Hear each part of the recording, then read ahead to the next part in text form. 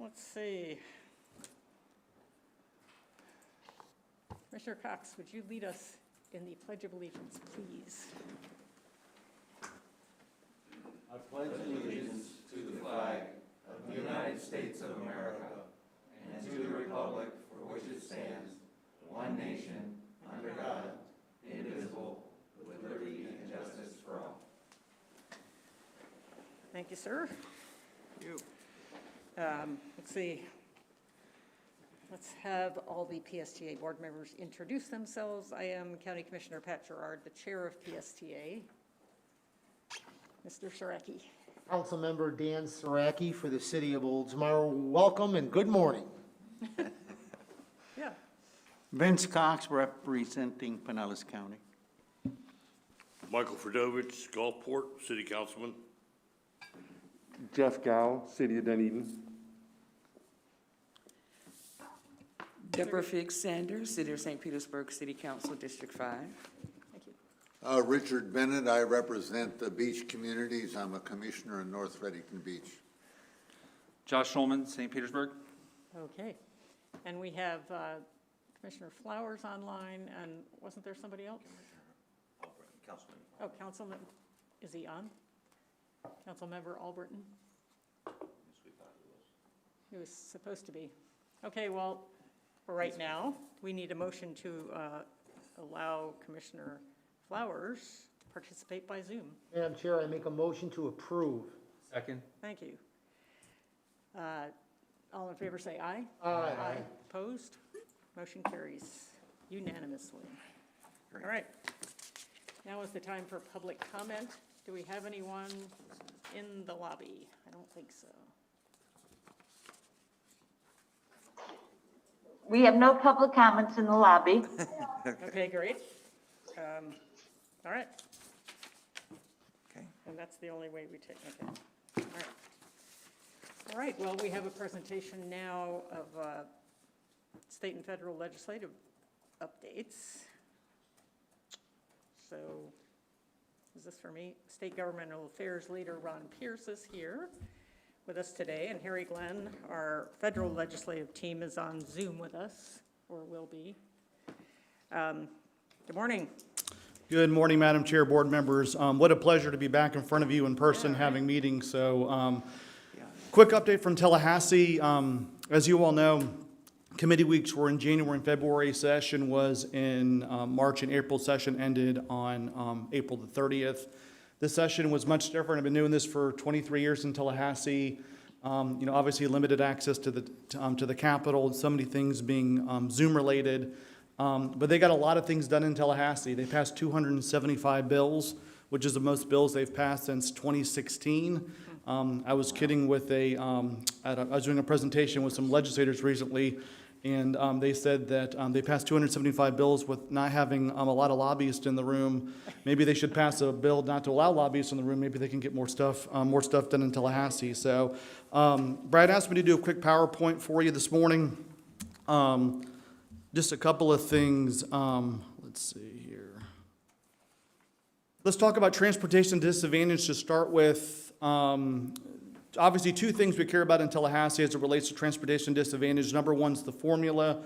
The formula itself is pretty much the same. Pinellas County, for the most part, got about the same amount of dollars in transportation disadvantage. It got slightly less than last year.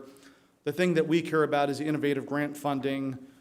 2 years ago, when Bill Galvano was Senate President, what they did is they took $10 million in transportation disadvantage, took it over to the MCORS legislation, which, as you all know, is the corridors legislation out of Tallahassee.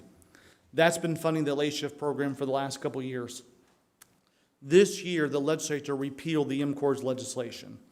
And by doing that, when they repeal the legislation, they're actually going to repeal the funding as well, which right now has an impact on our late shift program because that pot of money, even though, by the way, it's in the budget, right now, the $10 million is still going to be in the budget. When the MCORS legislation is signed by the governor, which the governor does not have that legislation yet, we expect the governor to sign that legislation when he does get it. They're not going to be able to spend those dollars anymore on these type of programs because they won't have the legislative authority to do that. So what are we doing? We're in the process. Brad's been having conversations with DOT and finding alternate ways to fund the program. Here's the challenge. The way right now the rules of DOT is written, if you're not using transportation disadvantage dollars on T&C related projects through transit programs, you can't spend regular DOT or state dollars on them. So we need to go through the rulemaking process, which DOT's been working on for a while. So what we're in the process of doing right now is engaging Uber. Uber's one of our partners with our late shift program. Uber's very engaged in this. And we're gonna kind of take a two-pronged approach. Number one, we're in the process of meeting with the governor's office and with DOT on trying to expedite the rulemaking process, because sometimes, as you all know, the rulemaking process can take upwards of 6 months. We don't want to have to wait 6 months, so we're going to try to expedite that process. But the other thing I think we're going to try to do next year in Tallahassee is ensure that we don't have to face this again, is actually change state law that would allow state dollars to be spent on T&C and transit-related programs moving forward in the future. So I think DOT is a willing partner. They want to be a part of trying to find a creative way to come up with funding. So I think we're in the process of doing that. And I think the other thing we're going to try to do as well, and Uber actually brought this up on a call with Brad and I yesterday, is coming up with actually a pot of money that's set aside for T&C and transit-related programs that us and other local communities could be able to participate in. So, so that's transportation disadvantage. Let's talk briefly about T-BARTA. T-BARTA has been something that we've been talking about and that your board has had us pretty engaged in Tallahassee for the last probably 3 or 4 years on.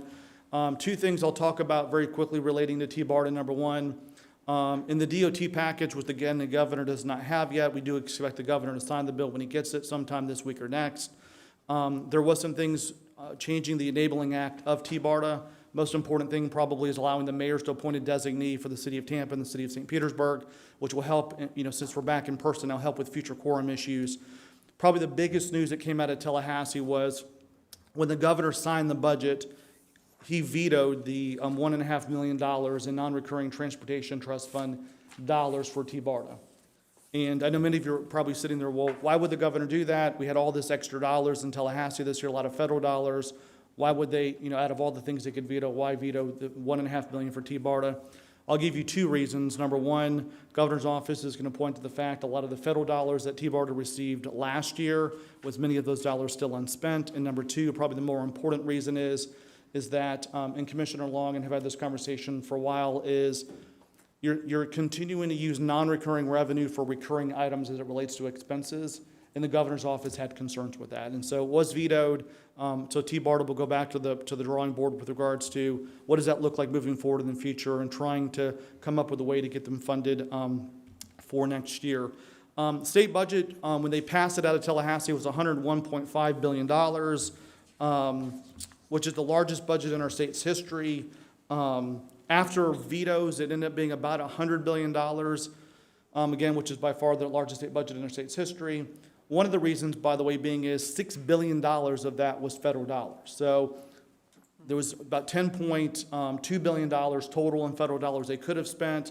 They took about $4 billion, stuck it into reserves. So those dollars can be spent next year through the American Rescue Plan. The one thing I'll highlight on here is, if you look at the lower left-hand portion of the slide here, education and healthcare, if my math is correct here, makes up about $71.5 billion of a $100 billion budget. That's a lot of money being spent on only two silos. If you look under transportation and tourism and economic development, total spent there is about $13.7 billion. Let me highlight two issues in the budget I think that are very important to PSTA. Number one, Senator Hooper, which is the vice chair of the TED Appropriations Committee in the Florida Senate, including in the implementing bill a local match requirement that local governments can now waive local match up to 50% for the public transit block grant program for eligible capital projects relating to public transit operating costs for 1 year. That's big operating costs when you talk about operating costs and waiving that matching grant, matching grant cost for 1 year. It's in the implementing bill, so just again, it's only for 1 year. I think that's something to go back and try to revisit moving forward in the future, because many times when you're talking about transit projects is getting the transit projects out of the ground is one thing, but then operating costs is something different. So I know that's something that DOT wants to be more flexible in the future. The second one is, and Brad and the team's been having continuing conversations about DOT is looking at increased district flexibility as it relates to the use of SIS funding. As you all know today, with current SIS funding out of Tallahassee, 75% of those funds have to be spent on road projects. There's continued discussions about lowering that threshold to 50%, which would be really, really big for Pinellas County. We can't keep, there's not a lot of room to pave roads in Pinellas County, and so because of that, having the ability to spend additional dollars on transit and transit-related programs, and that's something that DOT continues to work on. I think will be something that we'll be able to take advantage of moving forward in the future as well. As it relates to infrastructure, let me highlight two things here. Number one, so back in June, we all got bad news that when DOT was having to make cuts like everybody else in the world was based upon what the Revenue Estimating Conference thought the budget was going to be last June, so a year ago. About a year ago now, we were all getting phone calls going, the transportation work plan was going to have major impacts. There was a couple projects here in Pinellas County that were impacted. Probably the biggest project that was impacted, which impacted the two projects in Pinellas County, was the West Shore Interchange. West Shore Interchange was pushed back from 24 to 26, which makes no sense because the Howard Franklin Bridge now would come, you'd have 6 pretty lanes coming across, and then 2 years later, after the 6 lanes come across, you would have the West Shore Interchange being completed. So there was a lot of concerns raised with that, and so the good news is not only has state funding started to come back since last June, month over month, they beat revenue estimates, but with the $10 billion in federal funding, the legislature took $2 billion of those funds, put it into the Transportation Trust Fund with the specific purposes of restoring the work plan to back to where it was.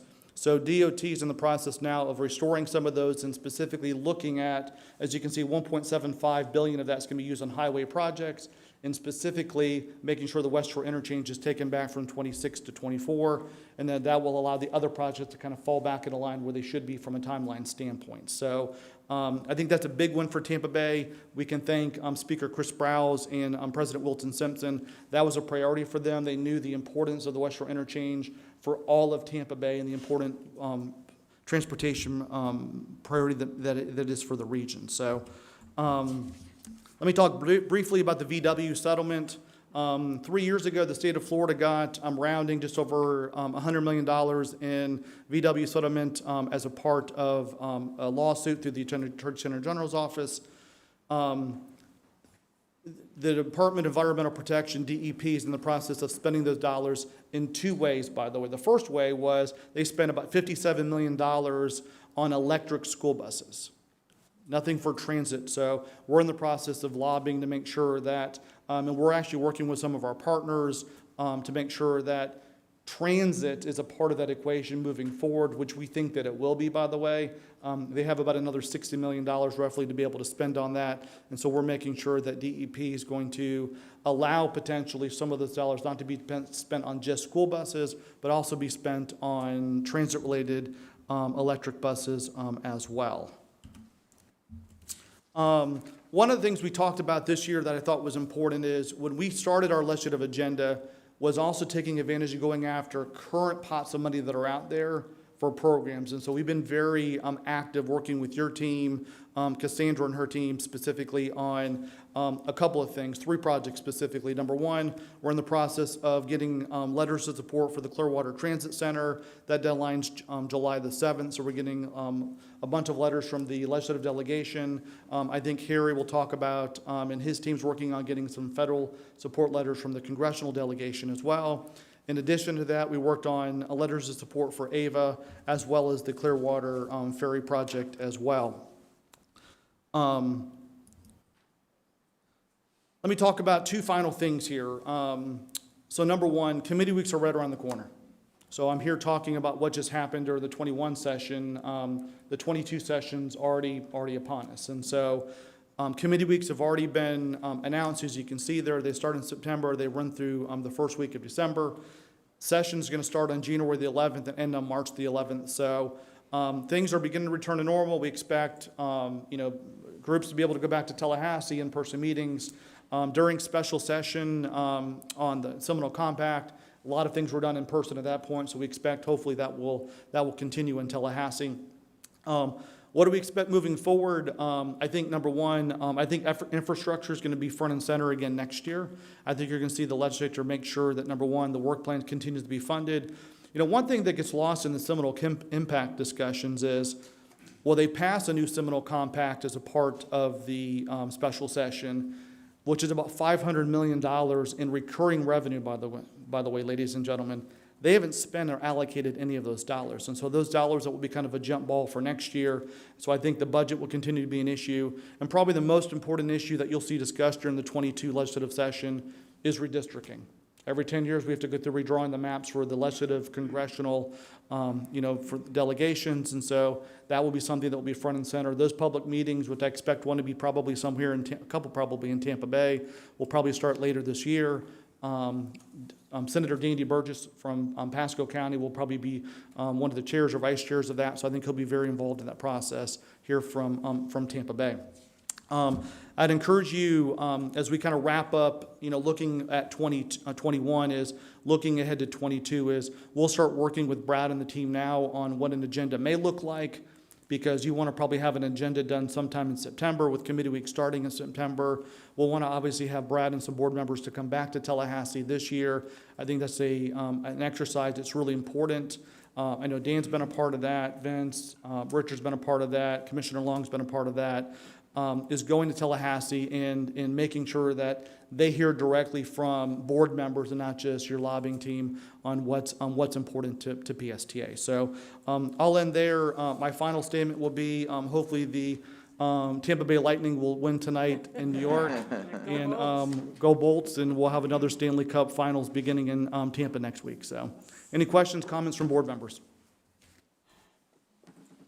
Go ahead. So, Ron, I have a concern about developing our next legislative agenda, and that is because in a meeting that Brad and I were in this week, Secretary Gwynn happened to be there, and we were talking about the necessity for a regional message. And in an effort to tee us up for the Clearwater effort that we're going to be going after, both at the state and the federal level, we have to have a regional message. And my concern is the Forward Pinellas, PSTA, T-BARTA, there's another one, help me out, Brad, HART.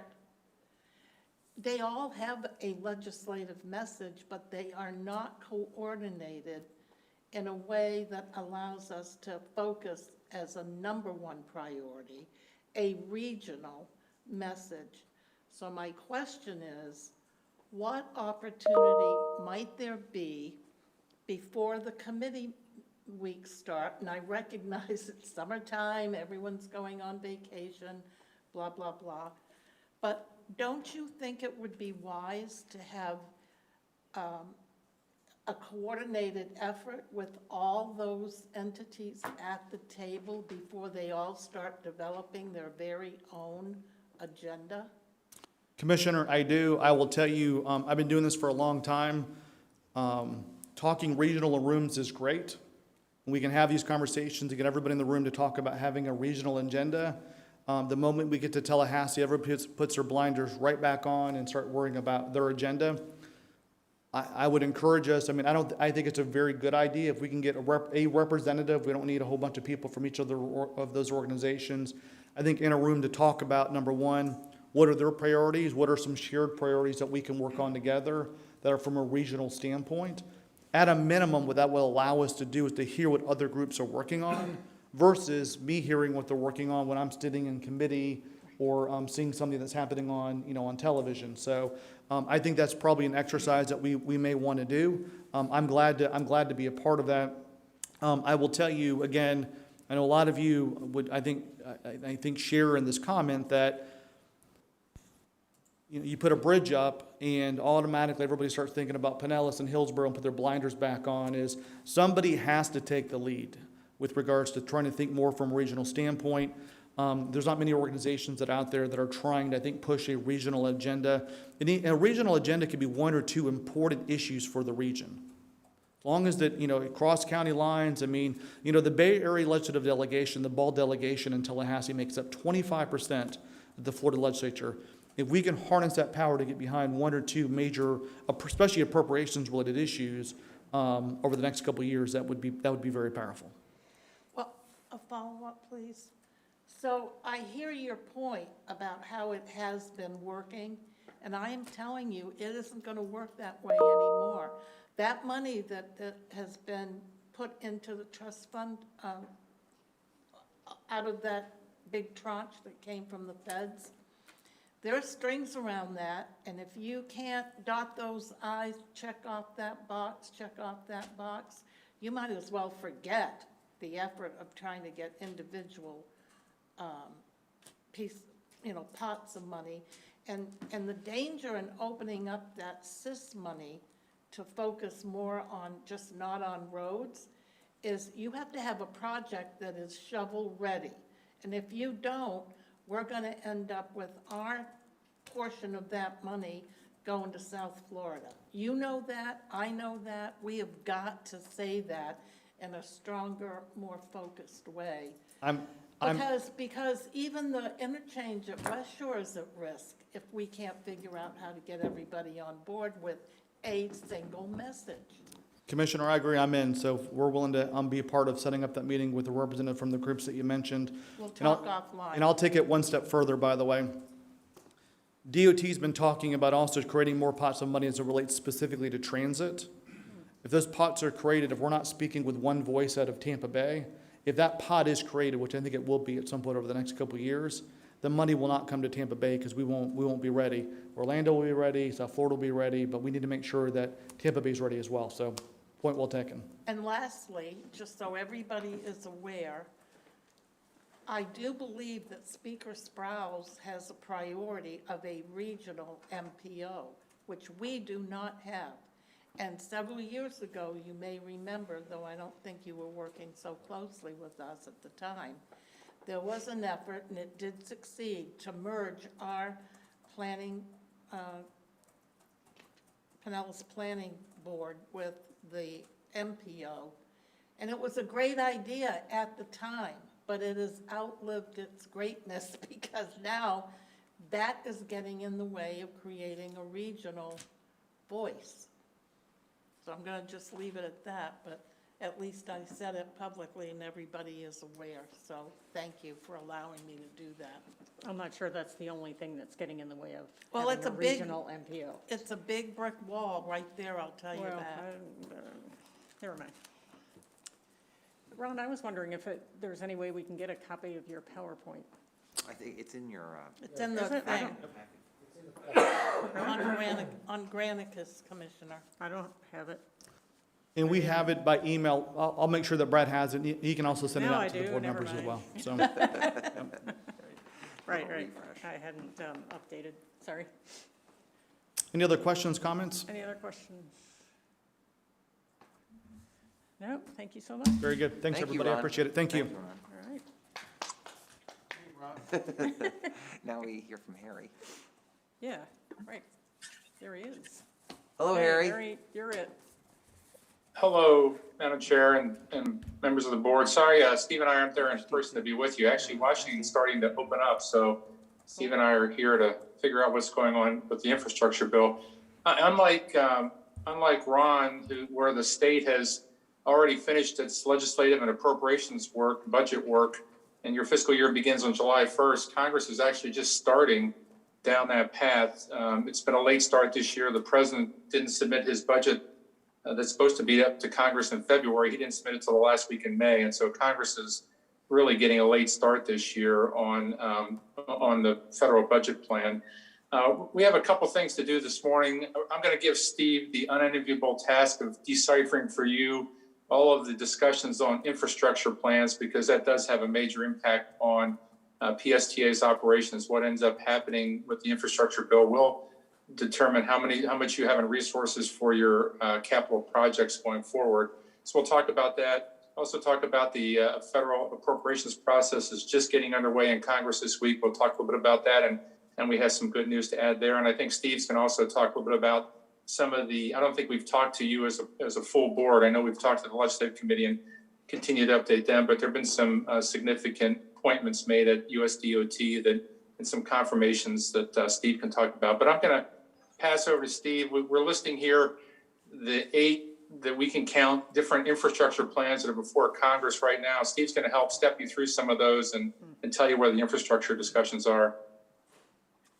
Thank you, Harry, and thank you, commissioners and members of the board. It is a challenge this year to try to understand what the different proposals are and how they fit together and do they fit together. I think on this slide, if you can start at the first bullet and say President Biden did initiate this discussion with a $2.3 trillion infrastructure proposal, and this is the hard infrastructure. You'll recall he also proposed a $1.7 trillion family plan, which is more focused on education, healthcare. Set that aside for a moment. This discussion is really just about the hard infrastructure. And I think if you go down to the middle of these bullets, the Senate bipartisan plan, the $579 billion proposal, that is the one that's probably got the most traction right now in the Congress.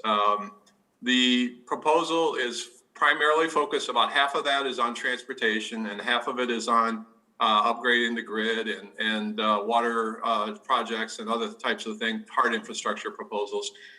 And those negotiations are continuing in the Senate right now. And I'm going to talk about what that means for transit in a moment, but we wanted to give you kind of just an outline of all the different types of proposals that have been out there. I'm not going to get into a lot of detail about these because they're incredibly difficult to compare apples to apples. For example, the Biden plan is spread out over 8 years. The Senate bipartisan plan is spread out over 5 years. So, but the good news is there's a real effort to put more money on the table through these infrastructure proposals, and it's hopefully gaining some traction. Now, the goal is to get a bipartisan bill that would pass the Senate and the House. There are currently 11 Republican senators that have signed on to this proposal. I'll come back to how we pay for it in a moment. But at the very bottom, you may wonder why Senator Bernie Sanders is there with a $6 trillion proposal. If there is no bipartisan package, if they cannot get an agreement, and there is an effort, there are many in the Congress, many Democrats who think they should try to pass these bills on their own without Republican support, they're going to move through the budget reconciliation process like they did with the American Rescue Plan. And Bernie Sanders is now the chairman of the Senate Budget Committee. He's proposing $6 trillion, which would incorporate the 2 bills I mentioned, the family plan, the jobs plan. And just for a point of reference, because this will be under discussion in July, he's also talking about adding in free dental and vision care for Medicare, and then reducing the age of Medicare to 60. So there are a lot of proposals on the table that will certainly make this a challenging year. Next slide, please. How do we pay for it? 2 things we want to just run through real quickly. The proposals are among this bipartisan Senate group is indexing the gas tax. Vehicle miles traveled seems to be fading. I think everyone's beginning to realize it's not ready for national implementation yet. They want to claw back some of the COVID relief funding, corporate and higher income taxes. There are also proposals to incorporate public-private partnerships, infrastructure banks, bonding. There are a lot of different proposals here that I think they're trying to find ways so that they could propose it without spending a lot of money. And obviously, as I mentioned, this would be mostly for hard infrastructure, transportation, and other issues. Next slide, please. Timeline, you don't have to read any of this. I'll just tell you real quickly because I'll come back to it. The House Transportation and Infrastructure Committee is at the same time let me take a step back. At the same time we're talking about these mega infrastructure bills, Congress is trying to move ahead with a 5-year surface transportation reauthorization bill. That needs to be done by September 30th, no matter what. Or there has to be some kind of extension or funding for transit formula program stops. So the House Transportation and Infrastructure Committee has approved a bill. I'll come back to the details on this. The Senate is working through the process, but we don't know anything about how the Senate will treat transit. and they have not yet decided how they're going to pay for these bills. And again, it has to be done by September 30th. The fact that they don't have any pay-fors is not a big surprise. I think there's been a decision by the White House and the House and Senate leaders that why put out tax increases early in the process or ways to pay for it. Let's figure out what the programs are going to be, and then then they will figure out how to pay for it. Next slide, please. So, okay, so we have those big infrastructure proposals out there. What does that mean for transit? We can't yet narrow it down to PSTA, but what does it mean for transit? So Biden's first proposal was $17 billion a year for transit. I should point out the baseline current funding is $12.2 billion. Again, let's just focus on the bipartisan senator's bullet because that's really what is sort of on the table right now. In addition to that $12.2 billion for transit, they're proposing to add over 5 years, $9.7 billion a year. So effectively driving transit from $12 billion to $22 billion, which would be a significant increase for funding for PSTA, for formula, for the capital investment grant programs, which is how the BRT is being paid for, and a number of different programs that would then be focused, and I'll come back to that in a moment here. And again, I mentioned if there's no compromise, the Senate, House and Senate will try to pass a bill with just 50 votes in the Senate and the bare margin they've got in the House. Next slide, please. Again, kind of burrowing down a little bit further, the House Transportation and Infrastructure Bill has been approved by the committee. $109 billion for transit. Again, that's a big number, but compared to the $12.2 billion today, it would be just about $22 billion a year for transit. You can see on this slide where some of the monies would go. There'd be more money for formula. There'd be a lot more money for zero emission buses and electric charging facilities. A lot of that $4 billion for electric vehicle charging would be interstate oriented though, to try to attract individual auto drivers to buy electric vehicles. A lot more money for ADA compliance, which is not as big of an issue for PSTA as it is some of the older legacy systems. And then there's a number of different programs for underserved transit areas and to try to close some of the transit equity gaps. Next slide, please. I should say that bill will be on the House floor next week. Amendments, the deadline for filing amendments is in 25 minutes. We do know that at that point in time, we'll have a chance to see what kind of issues are being considered. But the bill is going to be on the floor next week. Probably added to it will be a wastewater infrastructure bill of about $50 billion. So there's an effort to try to package these surface transportation bill, water bills, and make it sort of the first steps towards a larger infrastructure bill. Last slide that I'll talk about and then turn it over to Harry is so the surface transportation bill is a 5-year bill. It's a policy bill that sets the framework for transit programs as well as highway and passenger rail. Every year, though, you need an appropriations bill to actually pay for those programs. And the President Biden's budget, as Harry mentioned, came up late, but it's pretty much a status quo budget for FTA. There's a slight increase for the capital investment grant programs, and there is a new initiative, Thriving Communities Initiative, which is aimed at improving transit in an effort to try to improve racial equity. But there are not a lot of new initiatives incorporated in the budget for next year. That could change if they get these infrastructure programs, but I don't think they wanted to get ahead of themselves with this budget proposal. Congress will start marking up they have 12 different appropriations bills. The DOT HUD bill, they're combined, that will be marked up in mid-July.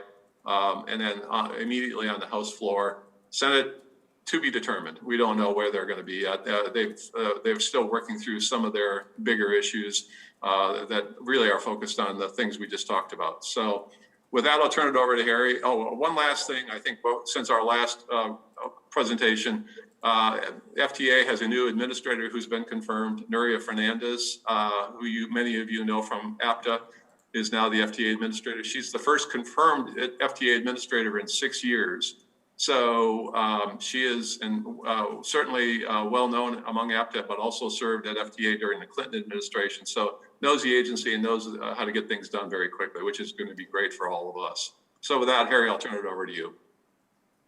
Thanks, Steve. And on Nuria's front, I believe Brad has actually been in touch with her since her confirmation with some good news last week about some additional money. I think Brad will talk about that on some additional money for the Sunrunner project. Next slide, please. So I get to deliver some good news here. It's actually been a good year. As many of you know, Congress has reinstituted what was called, they don't use this word anymore, but congressional earmarking of federal spending process this year. And Congressman Christ has done yeoman-like work for PSTA on 2 projects, 2 requests that PSTA submitted for congressionally directed funding. One is in the appropriations bills that, as Steve mentioned, will start being marked up. The 12 bills start being marked up tomorrow, actually, in the House. The transportation bill won't be marked up until July 12th, so we got to have a couple more weeks. But Congressman Chris did make a request of the committee for $1.2 million to purchase and install 2 Wave on-route induction electric bus charger systems that would be used in, I believe, St. Petersburg and Clearwater. This is a great opportunity. It's funds that the PSTA will not have to compete for. It would be directed spending to PSTA. And so your staff and Brad did a great job getting that proposal together. And so we will not see the list of earmarks that are included in that appropriations bill until the middle of July, but we will keep an eye on that. We think you're in pretty good shape there. The second request on this chart is actually in the bill that Steve mentioned that came out of the House Transportation Infrastructure Committee earlier this month and will be on the House floor next week. It's for $6 million, and we know this is in the bill. It's a $6 million project to install solar panels there at the PSTA headquarters to support, mainly support electric charging infrastructure for your bus fleet, your growing electric bus fleet, but also for your operations there. So this is a good project. Again, Congressman Chris made that request to the committee, and it is in the bill. So hopefully we can get an infrastructure bill passed and this project in there. Next slide, please. And as you know, a big story in the paper yesterday that mentions the next stop for transit, the $28 million project for the new Clearwater Transit Center. Next slide, please. That's our next big project. In working with your staff, done a tremendous job at pulling together this project. The PSTA is competing for a grant under the newly named Rebuilding American Infrastructure and Sustainability and Equity, the RAISE grant program. It was originally named the Tiger Grant Program under President Obama, renamed to the Build Grant Program under President Trump, and now under President Biden, they're calling it the RAISE Grant Program. It's a highly, highly competitive program across the country, but these are projects of significant regional importance. Commissioner Long mentioned earlier the importance of regional support for transit projects. This is one where it is important that the region supports the project. I think PSTA has cleared the deck within Pinellas County to not have any other competing RAISE grant applications from the county. The state is aware of what the PSTA is doing and is trying to be supportive there. Brad's already and staff have already compiled an impressive list of letters of support for this project. As Ron mentioned earlier, we're working with the Florida congressional delegation to generate letters of support for this project. The notice of funding opportunity came out in April. The deadline for the applications is July 12th, and we'll hopefully have those letters back in time for that. So this is a good project, but it is highly competitive, and we will need to continue to work with Brad and staff to strategize how to continue to impress upon the U.S. Department of Transportation the importance of this project. That's our update. We're happy to answer any questions. We know it's pretty confusing. It's been Infrastructure Week in Washington for about the last 6 or 8 weeks. This seems to be, they say, a significant week in the infrastructure debate. The president's going to be hosting some of the key players in this bipartisan discussion at the White House sometime this week. They hope to get some kind of a decision whether they're going to move forward the bipartisan plan or not. But all of these plans are significant. Going back to Steve's point on the appropriations process, in the president's budget, he requests $250 million, he mentioned on his slide, for low-no bus program. That's the program you've been using to secure funding to expand your electric bus fleet. That's a $70 million increase over the funding that's available in the current year. So despite what happens on the infrastructure plan, there will be increases in transit. There will be increases in the capital investment grant program. And so this is all good news, I think, for PSTA, which has shown the ability to compete successfully for these programs in the past. So, Madam Chair, if we can answer any questions, we're happy to do that. Questions? Nothing. Oh, Brad has something. Let me just say, for all of you who, even like me, just like your head spins with all this stuff, there will be a quiz on all the acronyms and policies and programs and how much money each House and Senate and everything. It's just very, very helpful to have really great people like Harry Glenn and Steve Palmer up there in DC to kind of keep track of this as best they can, and Ron and his team up there in Tallahassee. You know, I've talked to a number of, I think you, as you come onto the PSTA board, and other people, that transportation is really maybe the most significant local, program that we have that really is all three levels of government: federal, state, and local. It's not just, local is a big thing. We're gonna talk about our budget later in the meeting today, which is the local effort.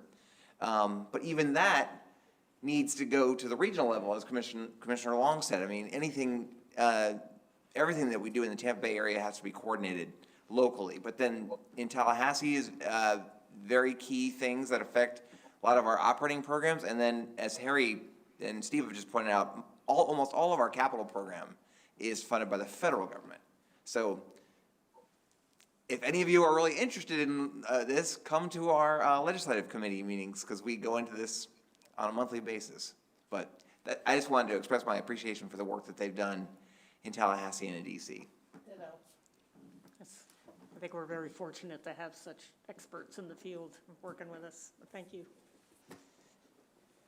Okay, anything else? Okay, thank you, gentlemen. Thank you. Thank you. Thank you. Thank All right. Now we're going to receive updates from TRAC and Forward Pinellas. T-Barta did not meet this month. We'll start with TRAC Chair Duncan Kovar, followed by Commissioner Long. Good to see you in person. Yes, great to see you, Duncan. And it feels great to be here. Chair Gerard, Brad, and to the rest of the board. First off, thanks for your patience these last few months for all of my Zoom problems, and it feels great to be back at this podium. Many of you know I've been coming here since 2013 as part of the Tampa Bay Post-Carbon Council, advocating for the transportation disadvantaged. And that's as chair of the TRAC committee now for a year and a half, have been doing just that. And it's always been my honor to represent the transportation disadvantage. We met on June 18th. You have this report. I'll just give you a quick summary. We met on June 18th and had only 2 items that we discussed. We had the Sarah Cooper from Forward Pinellas give us a presentation on Vision Zero. I'll remind you that every transportation user is a pedestrian immediately before getting on a bus or off of it. And so Vision Zero is of critical importance. I know due to crossing your boards, many of you are involved in Forward Pinellas and are from your own cities and other service are aware of what's going on. Just Vision Zero is very, very important to us. The Safe Streets Plan, slowing traffic, and we were asked as TRAC members to participate in their survey for downtown St. Pete, which again, our committee is always excited to help any way we can, both here and with Forward Pinellas. The other presentation, which took the lion's share of our meeting, was on Flamingo, and it was a wonderful meeting.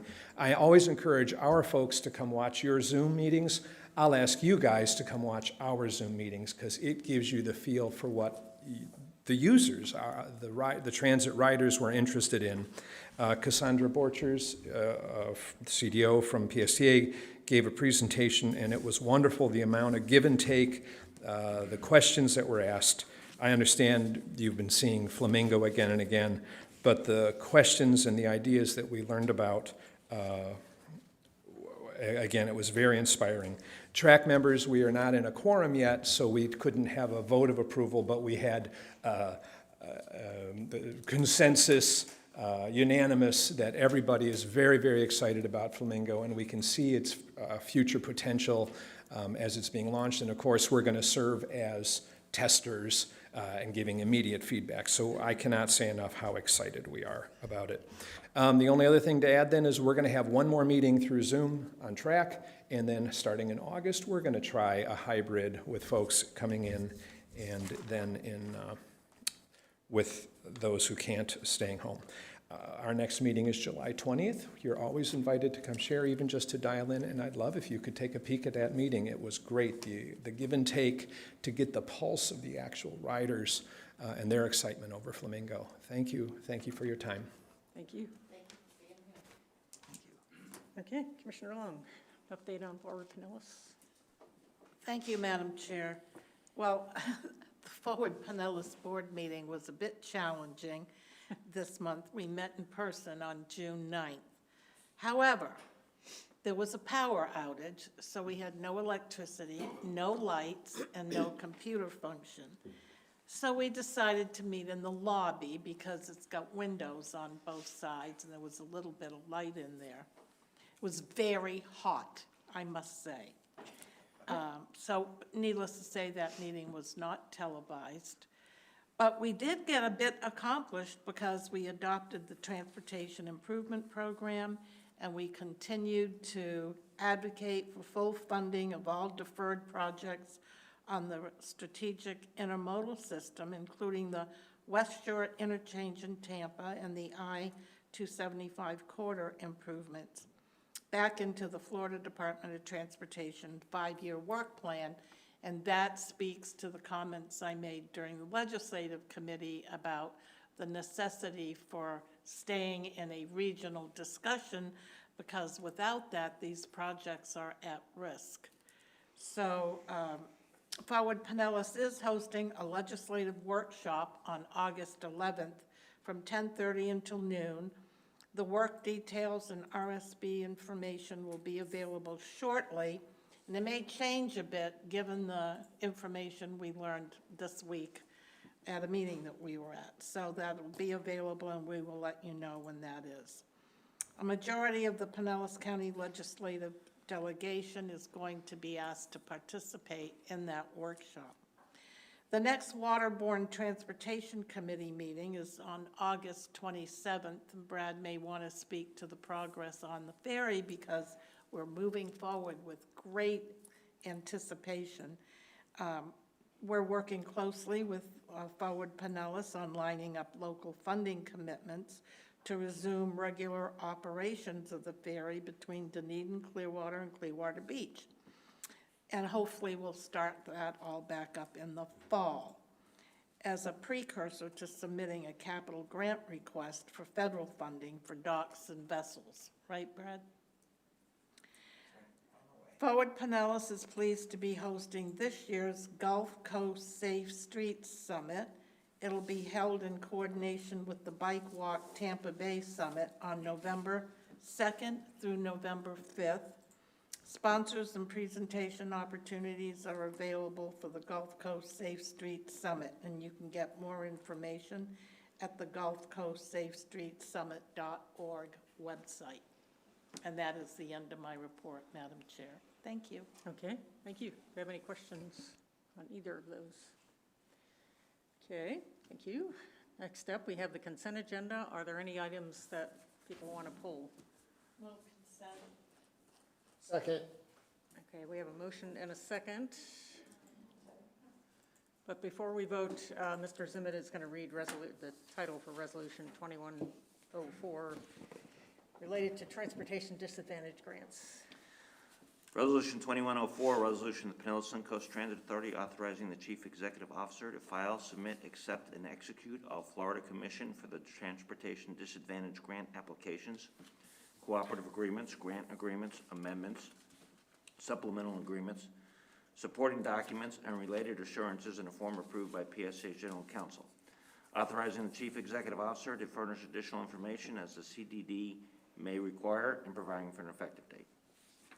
All right, thank you. Can you open the voting system, please?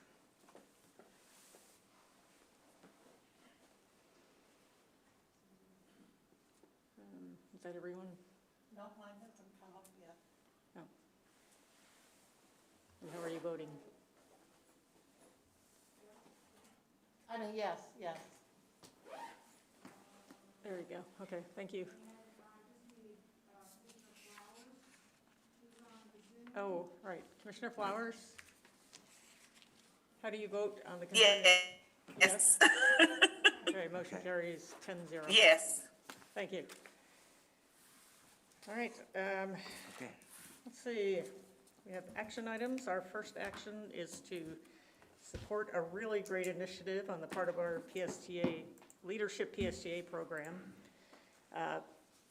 Members want to use a decommissioned bus as a mobile food bank. With us today to talk about this great project are 2021 class members of Leadership PSTA, Nicole Dufka, project planner, and Patrick Murray, PSTA Access Operations Manager. And of course, they are supported by highly motivated Al Burns, joining us via Zoom. Al, do you want to introduce this? Yes, good morning, Madam Chair. Al, as you said, Al Burns, your highly motivated procurement director for PSTA. I'm so excited and humbled to introduce this action item for two reasons. Because it supports our PSTA leadership class of 2021, and most importantly, our community. This morning's action item is to approve waiving the PSTA vehicle donation policy for a one-time donation of a 2007 Gilly to Reach St. Pete.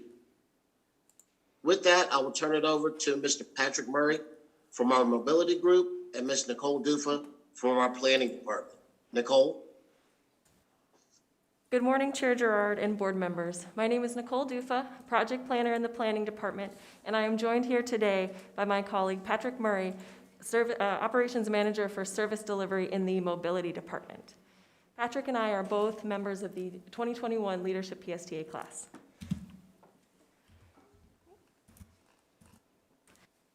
For those who are newer to PSTA, each year 6 high-performing employees across the agency are selected for the annual internal leadership program. We are here on behalf of this leadership team to ask you as the board to waive the PSTA vehicle donation policy for our class community impact project. I'll hand it over to Patrick to explain more about why we are bringing this item to you today. Thank you, Nicole, and good morning, board members.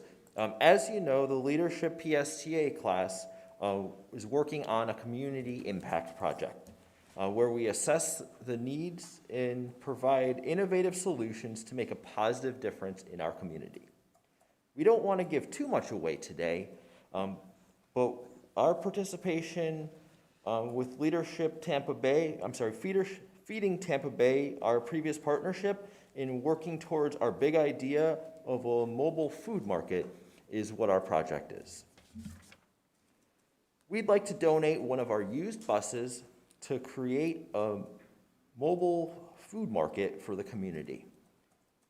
We have connected with a local organization named Reach St. Pete, who will be focused on working to prevent and alleviate homelessness, low income, and at-risk situations by bridging the gap between people and resources, not only in St. Petersburg, but throughout Pinellas County. And today we have the pleasure of having Alexa Morrison and Scott from Reach St. Pete with us. Reach St. Pete has expressed that they not only have interest, but the resources needed to renovate, decorate, and fill with food the mobile food market, which we believe would allow this project to live not only for the current Leadership PSTA class, but moving forward into the future. Yes, as Patrick said, we are in the beginning stages of this project with many steps ahead of us.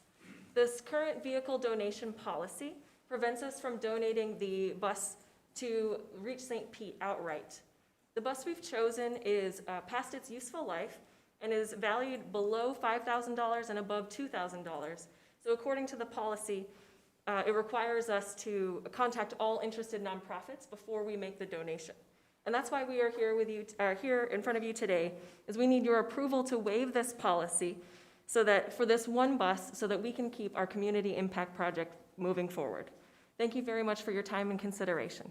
Al? Madam Chair, the fiscal impact for this is there is no fiscal impact as a 2,000 gallon bus is fully depreciated with zero residual value. Once again, the recommendation before you, Madam Chair and board members, is approve waiving the PSTA vehicle donation policy for a one-time donation of a 2,000 gallon bus to reach St. Pete. If there's any questions, Patrick, Nicole, or I will be more than happy to answer them. Thank you. And Alexia is able to answer any questions as well. Thank you. Well, I have all kinds of questions about where the bus is going and what, but that's okay. Madam Chair, I don't have any questions. This is Renee Flowers. I'd like to make. Oh, you cut out. I was saying, I don't have any questions. I would just like to make a motion to approve the request item for this one-time donation. Well, hold on. Question? Yes, sir. Oh, wait a minute. Turn me on. Yeah, you're on. Okay, I think you're on.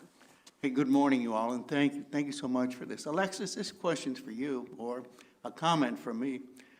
I'm a neighbor of yours. We live right down the road, and we see what Reach St. Pete does at PCC. And how many years have you all been having this program on Tuesdays? How many years? The food giveaway? So we partner with Feed St. Pete. Reach St. Pete's warehouse space is on the campus of Pinellas Community Church. And so Feed St. Pete, I think, is who you're thinking of as far as the food distribution. We're more recently involved in that food distribution and helping getting funding for Feed St. Pete. So you'll see a lot of Reach St. Pete and Feed St. Pete together, collectively about 22 years, I want to say. That's wonderful. And it is a very robust program as I see it on Tuesdays from about 3 to 6, 7 at night. Yes. And as Commissioner Flowers mentioned, how will the bus operate? Will it go to like certain areas of the community and then be available? There'll be a schedule? Could you tell me? Yeah, so we're going to work on that with the leadership team, but as of now, I had conversations with the Veggie Van, which is in YMCA in the Tampa Bay area, to see kind of how they've operated. And as of now, the discussion is partnering with schools, bus routes, and then churches, basically big parking lots where the bus will have access and that the low-income community can be reached better. Okay, thank you all, and I wholeheartedly support this. Thank you. Thank you. Is that a second? I'm second. Okay. All right, we have a motion from Commissioner Flowers, a second from Commissioner Cox. Yes, ma'am. Yep. Go ahead. Thank you, Madam Chair. And I just would like to offer that I have a lot of questions, and while I, in concept, support the effort, I have a lot of concerns. And I don't know whether or not they have been vetted through any of our committee process, like policy or planning. I mean, just immediately comes to my mind, we're a government agency, number one. Number two, this is a fabulous thing that we have been doing for our community, which I am assuming thus far has all been done through volunteers, correct? Correct.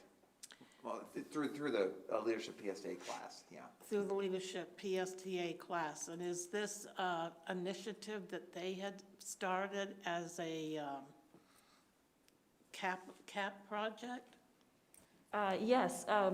Commissioner Long, this is a community project that our 6 members of the PSTA leadership PSTA team had really thought a lot about. We brainstormed a lot of different ideas as we, before we jumped on this partnership with Reach St. Pete, where we talked about other ways that PSTA can really help the community. And so with the success of our partnership with Feeding Tampa Bay, we really wanted to take that and take it to the next level and really expand from that. And so this partnership with Reach St. Pete really evolved because when we met with Reach St. Pete, they shared that they have the partnership with Feeding Tampa Bay as well. They are involved in food access and food distribution, and we thought it was this wonderful partnership that we could really work together to take the initial Feeding Tampa Bay partnership with PSTA and give it wheels and take it around the county. So it wasn't, it was definitely a collaborative conversation with our leadership PSTA team. Thank you for that very excellent summary. My next concern is, in county government, when we have capital equipment that has reached the end of its life, before anything can be done with it, i.e. give it away or donate it, it has to be surplused. Do we have that same policy here? We do. We have a very detailed process by going through, of course, we have lots of grants that fund most, as we just talked about, most of our capital programs. We have to go through a lot of decommissioning process and notifications of the federal government and everything. Normally, buses that have some value are sent to auction. What I heard last night from is most of our buses, like this one, would probably not even get enough money at auction, so they are just scrapped. They're just basically turned into parts. Okay, so then my next concern, and I don't know if it's appropriate to vet all of my. And this project, just for your first question, was this did receive a lot of discussion at the Finance Committee and is recommended by the Finance Committee of PSTA. Well, at the Finance Committee then, I've never heard a report from the Finance Committee about what was discussed there. But I'm looking here and I'm seeing a lot of fresh food here. And now you're taking it in a very hot, humid climate around the county. And my concern is, how are we paying for the refrigeration necessary to keep this food fresh?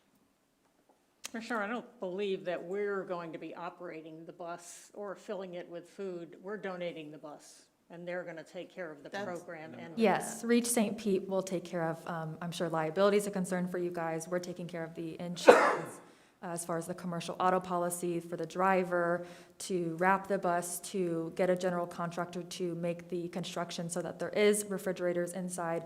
Reach St. Pete will be taking care of all of that through our private donors and foundations grants. So just to clarify for the public that may be watching, I'm hearing you say that the only thing we are doing is donating the bus. Is that correct? Yes or no?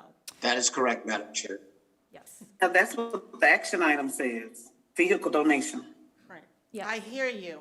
The devil is in the details. And I'm just looking at it, and I'm looking at this fabulous wrap. And my next question is, who is paying for the wrap? Reach St. Pete. I'm sorry? Reach St. Pete, the organization. Okay. Okay, my last thing is, how is this going to be communicated and/or marketed in our community? Because we all know from past experience, perception becomes reality. And while I am not trying to be, put a blue cloud over a fabulous idea, I do think it's important as board members that we are dotting i's and crossing t's, and we are able to explain to the media, the whoever wants to contact us, and some of our folks that are not so fond of PSTA and look for any reason to, chip away at us. everybody loves us.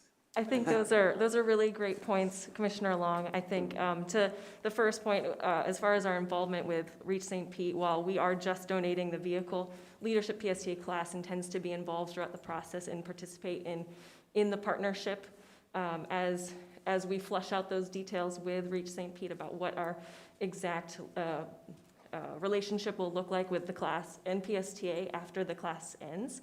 But we definitely plan to do robust marketing. Our Leadership PSTA class team includes our Director of Marketing, Whitney Fox, and she is very excited about this project, as well as all of us, and as well as Reach St. Pete. And they have some wonderful partners in the community, as do you all as our board members. So as far as marketing goes, I really would look to the support of all of us at PSTA to really promote this project so that we can ensure its success. And those are very important questions, and we are still working those out, Commissioner Long. Okay, well, I'm very excited for your answer. Thank you so much. And I saw Ron Pierce in the room. I don't know if he left, but surely you need to be on our legislative team because you make a very good and articulate argument. Thank you so much. Sorry to be such a Debbie Downer. I thought that was important to cover. It's a good question. Any other questions? Just one Move other- the motion. One other point, Commissioner Long, they're also gonna take care of all the service on it, so we're totally out of it. Right. Any maintenance, they take care of. Excellent. There you go. All my questions answered. Beautiful. All right. Thank you. Could you open the voting? I've got a question as well. Oh, I'm sorry, I didn't see you. No, you all did say that it's gonna go from, it'll go through all the cities in Pinellas County, am I correct? How will that operate? You'll have a schedule, you'll go through city to city, things like that? As of now, we just have a rough draft. Since we don't have the bus, we don't have the official VIN number. As of now, our plans are to operate it twice a month and have a schedule similar to the bus route where they know where we'll be at with the driver. All right, thank you. Okay, and I apologize, I didn't ask for public comment. Do we have any? Anybody in the lobby? There are no public comments from the lobby. Thank you.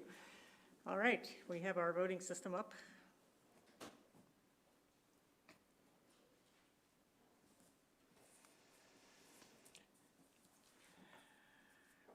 Okay, and Commissioner Flowers, Vote yes. thank you. Have fun Okay. with your new bus. Motion passes 11-0. Yeah, everybody. Thank you. All right. Like used car salespeople. Okay, our next issue is to approve the proposed fare policy and Title VI analysis. Cassandra Borchers, Chief Development Officer, will lead us through the presentation. Cassandra, how nice to see you in person. Nice to see you all as well. I have to tell you, as I get this presentation up, how proud I am of Nicole as a member of the planning department. Just stood back and just swelling with pride at how well she did today. Yeah. Get this up. Okay. Good morning, and thank you. It's really nice to see you all. Cassandra Borchers, I'm your Chief Development Officer. Thank you, Duncan, but I'm just the Chief Development Officer. I'd like to share with you our Flamingo Fare implementation process and some small changes that we are recommending in the fare policy as we start to launch fares throughout our system. This has been a long journey for us to get for the way that we used to collect fares to a modern, innovative system that is electronically based. And we are so very proud to have partnered with other transit systems across the region in order to implement the Flamingo Fare system. Back in January of 2020, if you can remember back that far, I presented to you, and it was approved, to change our fare policy in preparation for the Flamingo Fare's launch.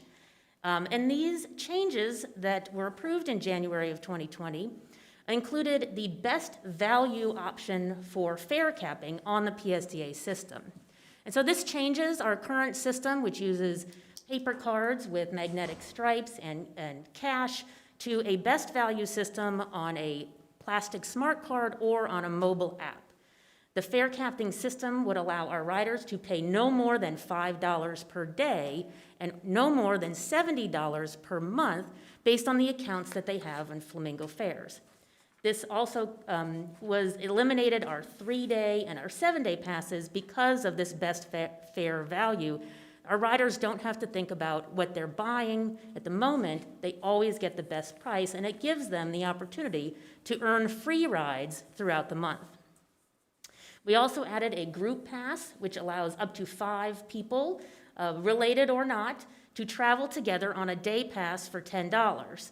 We also maintained the PSTA partnership with Hart on the Passport product, which allows people who frequently ride both systems to get their best value with an $85 monthly pass. The proposed effective date for this fare policy was with the Flamingo launch in our transition plan.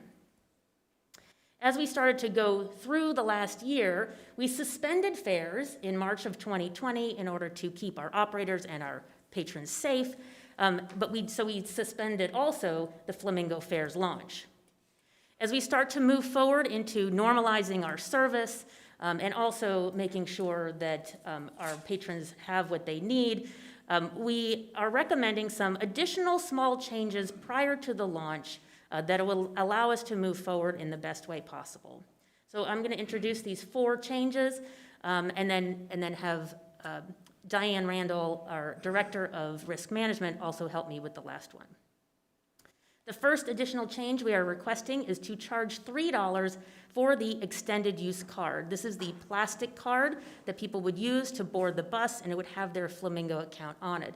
This plastic card is much like a gift card or a Starbucks card, but our riders would use it to tap the fare reader and use their Flamingo pass. The $3 charge would cover the cost of PSTA to manufacture and distribute these cards. There still would be no charge for anyone using the mobile app, and we are recommending that we have an introductory period where we have free card distribution. And so that started last week. We are currently giving away free cards to anyone who would like one. We're also having an introductory period for people who transition from the magnetic stripe or cash to the Flamingo account to not charge them any fares until September 1st. So this would allow our riders to get used to the system, get their accounts set up, and can start to use it and understand how it works. For our transportation disadvantaged riders, we would also give them their first card free, but replacement cards would be $3. We are encouraging people to register their accounts to get the balance protection that we offer when you register your account, but that balance protection and the registration of the card is not necessary to receive that best value or the fare capping. The second change we would like to make is looking at our formerly known as just DART. Now we have PSTA Access and all the suite of services that come under that. One of the services that we are providing is our Mobility on Demand program, which has proven to be a very big success. And this program allows us to give on-demand rides at a lower cost than our PSTA Access paratransit service, but really provides a supplement to both of those services. Because this is a lower cost to PSTA, we would like to incentivize our riders to also use this program. Right now, the fare policy says the fee is $4.50 for a ride. We would like to change that to $3.50, and again, incentivize the use of this lower cost service. The third change we are recommending is the elimination of our magnetic stripe cards. So these are the cards that we used prior to March of 2020, and we would like to not restock for a very short time as we transition people to Flamingo. This allows us to not only have a high adoption rate of the Flamingo fare system, but it also decreases the maintenance that we have to do on those units that read those cards. We would continue to accept any cards that are out there through the end of the year. This would allow any of our riders who have taken advantage of our Black Friday sales where we charge half price for a monthly pass. If they have any of those in their possession, they can use those up. And at the end of the year, if they still have some left, we would create some sort of program for them to turn them in and get some credit on their Flamingo passes. The last recommendation that we are making in the fare policy is to increase the age for school-age children to ride free. Currently, our policy is children 5 and older with a fare-paying adult may ride free. We had a very robust discussion over the last couple of meetings at the Planning Committee about what that means and how we ensure the safety of our riders of all ages. I'd like Diane Randall, our Director of Risk Management, to come up and talk about the national research that her team conducted in order for us to make this fare policy recommendation change.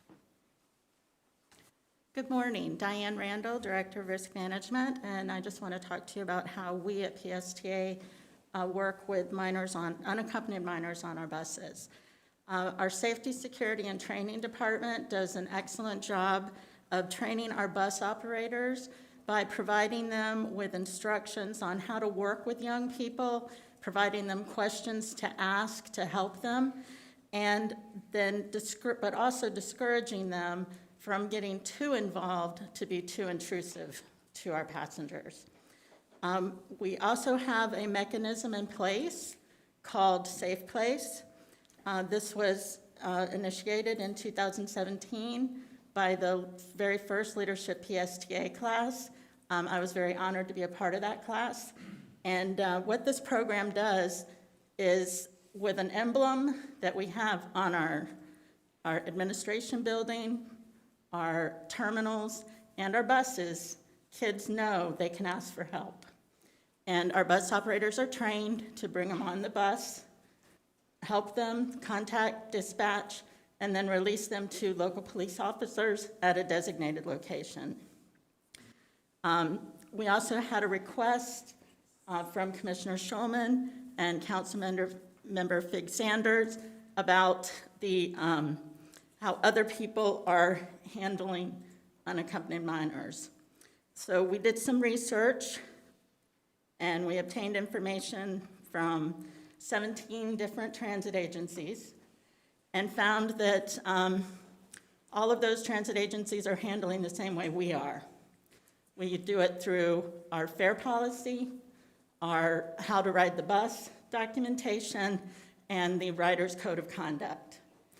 What we also found is that the age for free riders varied from 5 years old to 18 years old, and the age for unaccompanied minors varied from 6 years old to 12 years old. Thank you, Diane. So we are making the recommendation to change the age of free ride, children to ride free from 5 to 8 with a fare-paying passenger. This specific language relates to our discussion with our union and their operators who are on the front line every day, who see how our passengers use our system better than anyone else. And what they are seeing is older siblings bring younger siblings to school, and we feel that there is an opportunity for us to make sure that that those riders who rely on our service for that purpose can continue to do so if we change the language from a fare-paying adult to a fare-paying passenger. So with these changes, including the adopted fare policy from January of 2020, the small changes would be a child 8 years and younger to ride free, and changing the fare for PSTA Access Mobility on Demand program to $3.50 per ride. I would like to make it clear that cash will still be accepted on the buses, and that was for a single ride. However, we are encouraging people to use the Flamingo fare system. Additionally, we will have almost 90 locations throughout the county where passengers can recharge their cards. And so once they have their cards, they can put additional dollars on their cards anytime online or at one of these locations, which includes 7-Elevens and Amscott's. We did have some great discussion at the Planning Committee on this issue following a public hearing that was held on June 16th. That public hearing was advertised in the Tampa Bay Times with notices at on all of our buses, at all of our terminals, and the onboard bus announcements. We had 3 comments, questions, I would say, 1 written comment, some questions, and a verbal comment at the public hearing. Following the public hearing, the Planning Committee had a long discussion about this, ultimately approving the changes. However, I'd like to answer some of the questions that they asked at that meeting for you today. One of the questions that Commissioner Cox asked was about the transportation disadvantage process. So we do offer a transportation disadvantaged pass, and these are for eligible riders that earn 150% of poverty level or less. So for those that qualify, they are eligible for an $11 a month bus pass. Right now, those riders come to our service centers every month and get a paper pass. If they lose that pass, they may not get another pass. So now with the new Flamingo system, we will issue them a plastic smart card. That card will be registered to them. If they lose it, they may come to the service center. We will close off one card and reissue them another card so that they can ride the rest of the month. They will have to continue to come to the service center every month to put their $11 copay on the card. The other question that he asked was about reduced fare policy. So we do have a reduced fare policy that allows certain members of our community, such as seniors, Medicaid cardholders, students who are not part of our UPass or CPass, and several others, to receive a half fare. This half fare is a monthly of $35 per month, or a single ride of $1.10. Anyone who is eligible for this program may come to any of our service centers and show proof of eligibility and receive either a smart card or have that reduced fare available to them on the mobile app. Right now, they would have to come to another service center in order to get their monthly pass or they have to pay cash on the bus to receive their reduced fare. With Flamingo fares, they will no longer have to come and see us in order to recharge their card. Once they are eligible and it is in their account, they will be able to recharge their card either online or at any of the retail network outlets that we have included in this program. And as I mentioned, cash will still be accepted on board for a single ride. You no longer be able to buy a day pass. However, again, encouraged to get people to the Flamingo system. Councilwoman Deborah Figgs Sanders asked about the advertisements, which I did answer. And then she asked about helping people navigate the change from where we are today to in the future. And some of the comments that we received from the public at the public hearing also mentioned some people's inability to access certain technology or to understand certain technology. And so we have made provisions with the smart card to allow access, even if people do not have access to banking or to computers, you can still use the smart card and again, recharge it with cash at either one of our retail network locations or at our terminals. We discussed the customer service representative training, which has been very extensive. They're going through 2 rounds of training. One is to distribute and register the cards, and the second, a lot of training as we get closer to fare collection on the system in late August. And then we will have our public engagement team out at our terminals over the next couple of weeks. They will be there in person with tablets, helping people to issue their cards, register their cards, and whatever need they have in order to explain how to use the system. In addition to that, our marketing department does have a robust plan for distributing information and eventually maybe having some videos of how to use the system. You will be able to use the smart card to ride other systems. As we mentioned, Hernando, Pasco, Hillsborough, and Sarasota will all be using the Flamingo system. So while riders will not necessarily have the fare capping opportunities that they use in Pinellas to be equal in Hillsborough, they will be able to use both systems. So if you are a regular PSTA rider and you are receiving the best fare on PSTA and you happen to take a one-day trip over to Hillsborough, the value of that ride would be taken out of your account, but they would have a separate fare capping system that you would build up on each separate system. And then lastly, but most importantly, I think that this feels like a standalone item, but if you recall, last month we brought to you a discussion of our fareless system analysis, and this is our first step in advancing that discussion and that research. So our step 1 was to launch Flamingo and to see how our riders were impacted by this best fare value, and if that was enough in order to satisfy an issue with asset-limited, income-constrained employed people who were still having issues obtaining the services that we provide. And so we will conduct a survey in the fall. and bring back to the board in early next year the findings from that research. So the two action items before you today is one, to approve the revised fare policy with the changes presented, and secondly, to approve the Title VI equity analysis. And this is required every time we have a change in the fare policy that requires some sort of increase in charge. In this case, it is required for us to examine through a Title VI lens the $3 replacement card charge, and what we found was there was no disproportionate impact to our minority or low-income communities, and especially with our launch of giving away the free cards, that alleviates any concern that we might have. So with that, I'll turn it over to the chair for, I'm sure, another robust discussion. Any questions that you have, at your pleasure. Okay, we have a question from Commissioner Fridovich. You mentioned that Hillsborough, and Hernando and all the other counties. How does our fare structures compare to theirs? Are they similar? Are they more expensive, less expensive?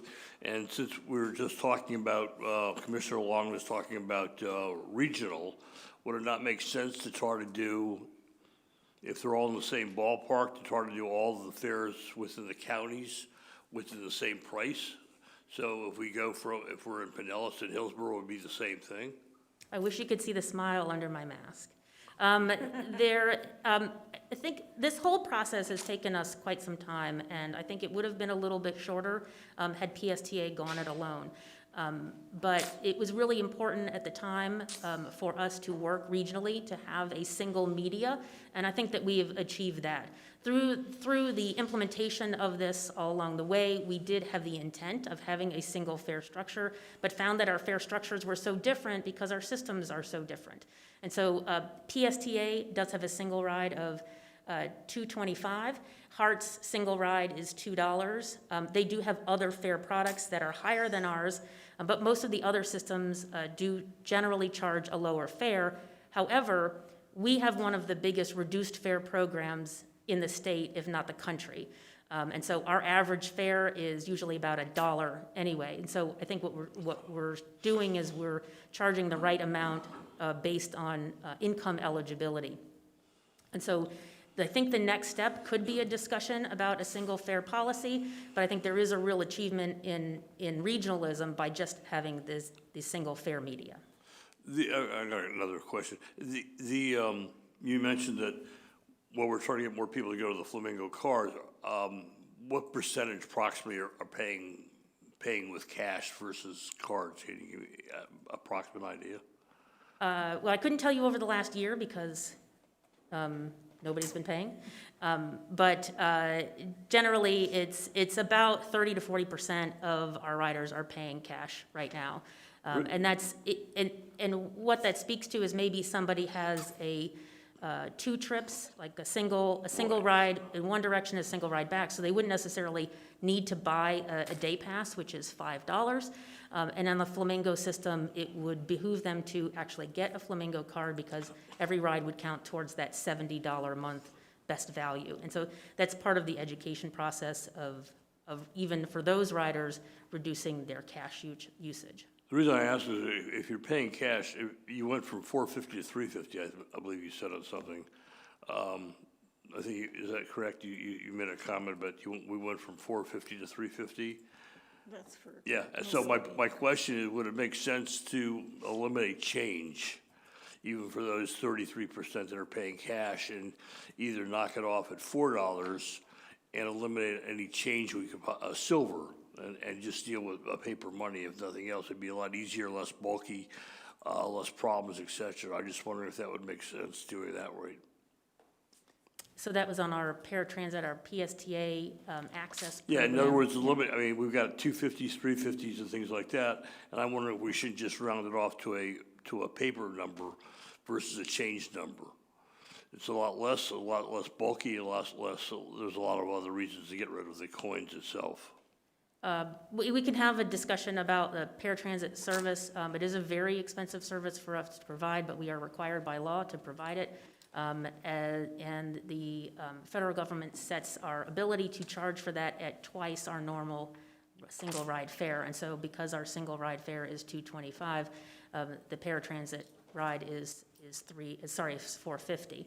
Yeah, that's what I'm saying. So so- if you're 225, so either go to $3 or $2, and then 350 either go to $3 or $4, and it cuts the difference. Just try to get rid of any silver you could possibly have to deal with in coins. We can certainly talk about that and the impact to our budget. Okay, thank you. Well, but do people pay cash for mobility on demand? No, they do not. The mobility on demand is all online. It's an online wallet. And in this case, the Flamingo fare would all be electronic as well. Right. Okay, Commissioner Cox. Thank you, Madam Chair. This kind of goes along with, from Commissioner Fedovich. The Passport Regional is $85 for a month.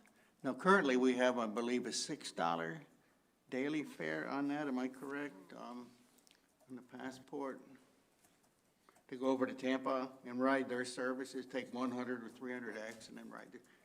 So in January of 2020, we eliminated the regional fare. So we were charging $3 per ride on routes that went over to Hillsborough, went outside the county. And we eliminated that in order to just create a single fare system. So if anyone gets on a PSTA bus, that would be $225. So your day, your $6 day that you would use for previously for the 100X or the 300X would now be $5 and would be a single fare capping system. Okay, and then when they get to Tampa, they pay the fare, whatever's, what hard charge, is that correct? That is correct. Okay, and same thing with Pasco? That is correct. Okay, that's all I got, thank you. Hey, Commissioner Gale. Thank you, Madam Chair. I downloaded the app on my smartphone this morning and added money to it. It was really easy, and so I do highly recommend all of us do that. It was great. But I do have a question regarding the actual Flamingo card itself and where people can pick those up. And I just, personally, I've got a real concern over one of those places that I consider to be a predatory lender or a payday lender. And do we have any choice in where those places are, or if we don't have a choice, do we have influence over where our riders can pick those up? So we have engaged a retail network provider, and they have relationships with those outlets. Right now, we have a list of 10 independently owned convenience stores where people can pick up cards and recharge them. So people can pick up a card either at one of our locations or at one of those 10 locations. To recharge the card, meaning if you're going to put more money on your account and you didn't want to do that online, you could go to an Amscot or a 7-Eleven and also recharge your card there. In recent discussions with the retail network provider, we are going to be asking them to increase the number of outlets that are provided under their network, and that is to their benefit as well. So if you have a special relationship with a certain organization that would like to provide those cards, we would be happy to discuss that with you and with them.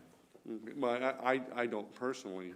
It was just a concern over our suggesting to our ridership that they go to a place, a payday lender, which may encourage other situations. And I don't know if that's a concern for everybody else, the board, but it's a place that I would prefer not to send any riders. It's just my personal opinion. Okay, thank you. Commissioner Cox? Thank you, Madam Chair, and I'm along with you, Commissioner Gall. I also don't support using that vendor. Is there any chance in the future, like, and I'm sure there is, that we do like services in Seattle or Portland where they have kiosks where one can go, or right at the, like say, for example, on the BRT, and have a kiosk or where you could vend person could put their Flamingo fare in, put in their debit card, credit card, or cash, and then boost that up. Are we looking at that for future? We did look at ticket vending machines as just part of the BRT system, but did not include them in the project because of their cost and their maintenance record. Okay. And so we felt that having the opportunity to charge online and at our customer service centers and through the retail network was sufficient in order to maintain people's accounts. Okay, thanks. Thank you. Commissioner Fig Sander. Thank you, Chair. I have a couple of questions and just a confirmation of the report that was just presented. Again, thank you for addressing my questions in regards to finding out when the impact of us lowering the rates will how it will address those needs that the surveyors and the writers actually said that they needed of the frequency and the extended hours, and being able to conduct that survey again in the fall. And I look forward to receiving the responses from that, because we don't want to take away from what the writers are asking that they need. Also, the under 8, again, I want to thank you on for looking at that. And just so for clarification of my colleagues, my concern with the age limit had nothing to do with the age of them riding free, but the age of them riding unaccompanied. And you would think in this day and age, and I don't know what some of the necessities are of the parents who will put a child on a public bus unaccompanied at the age of 5.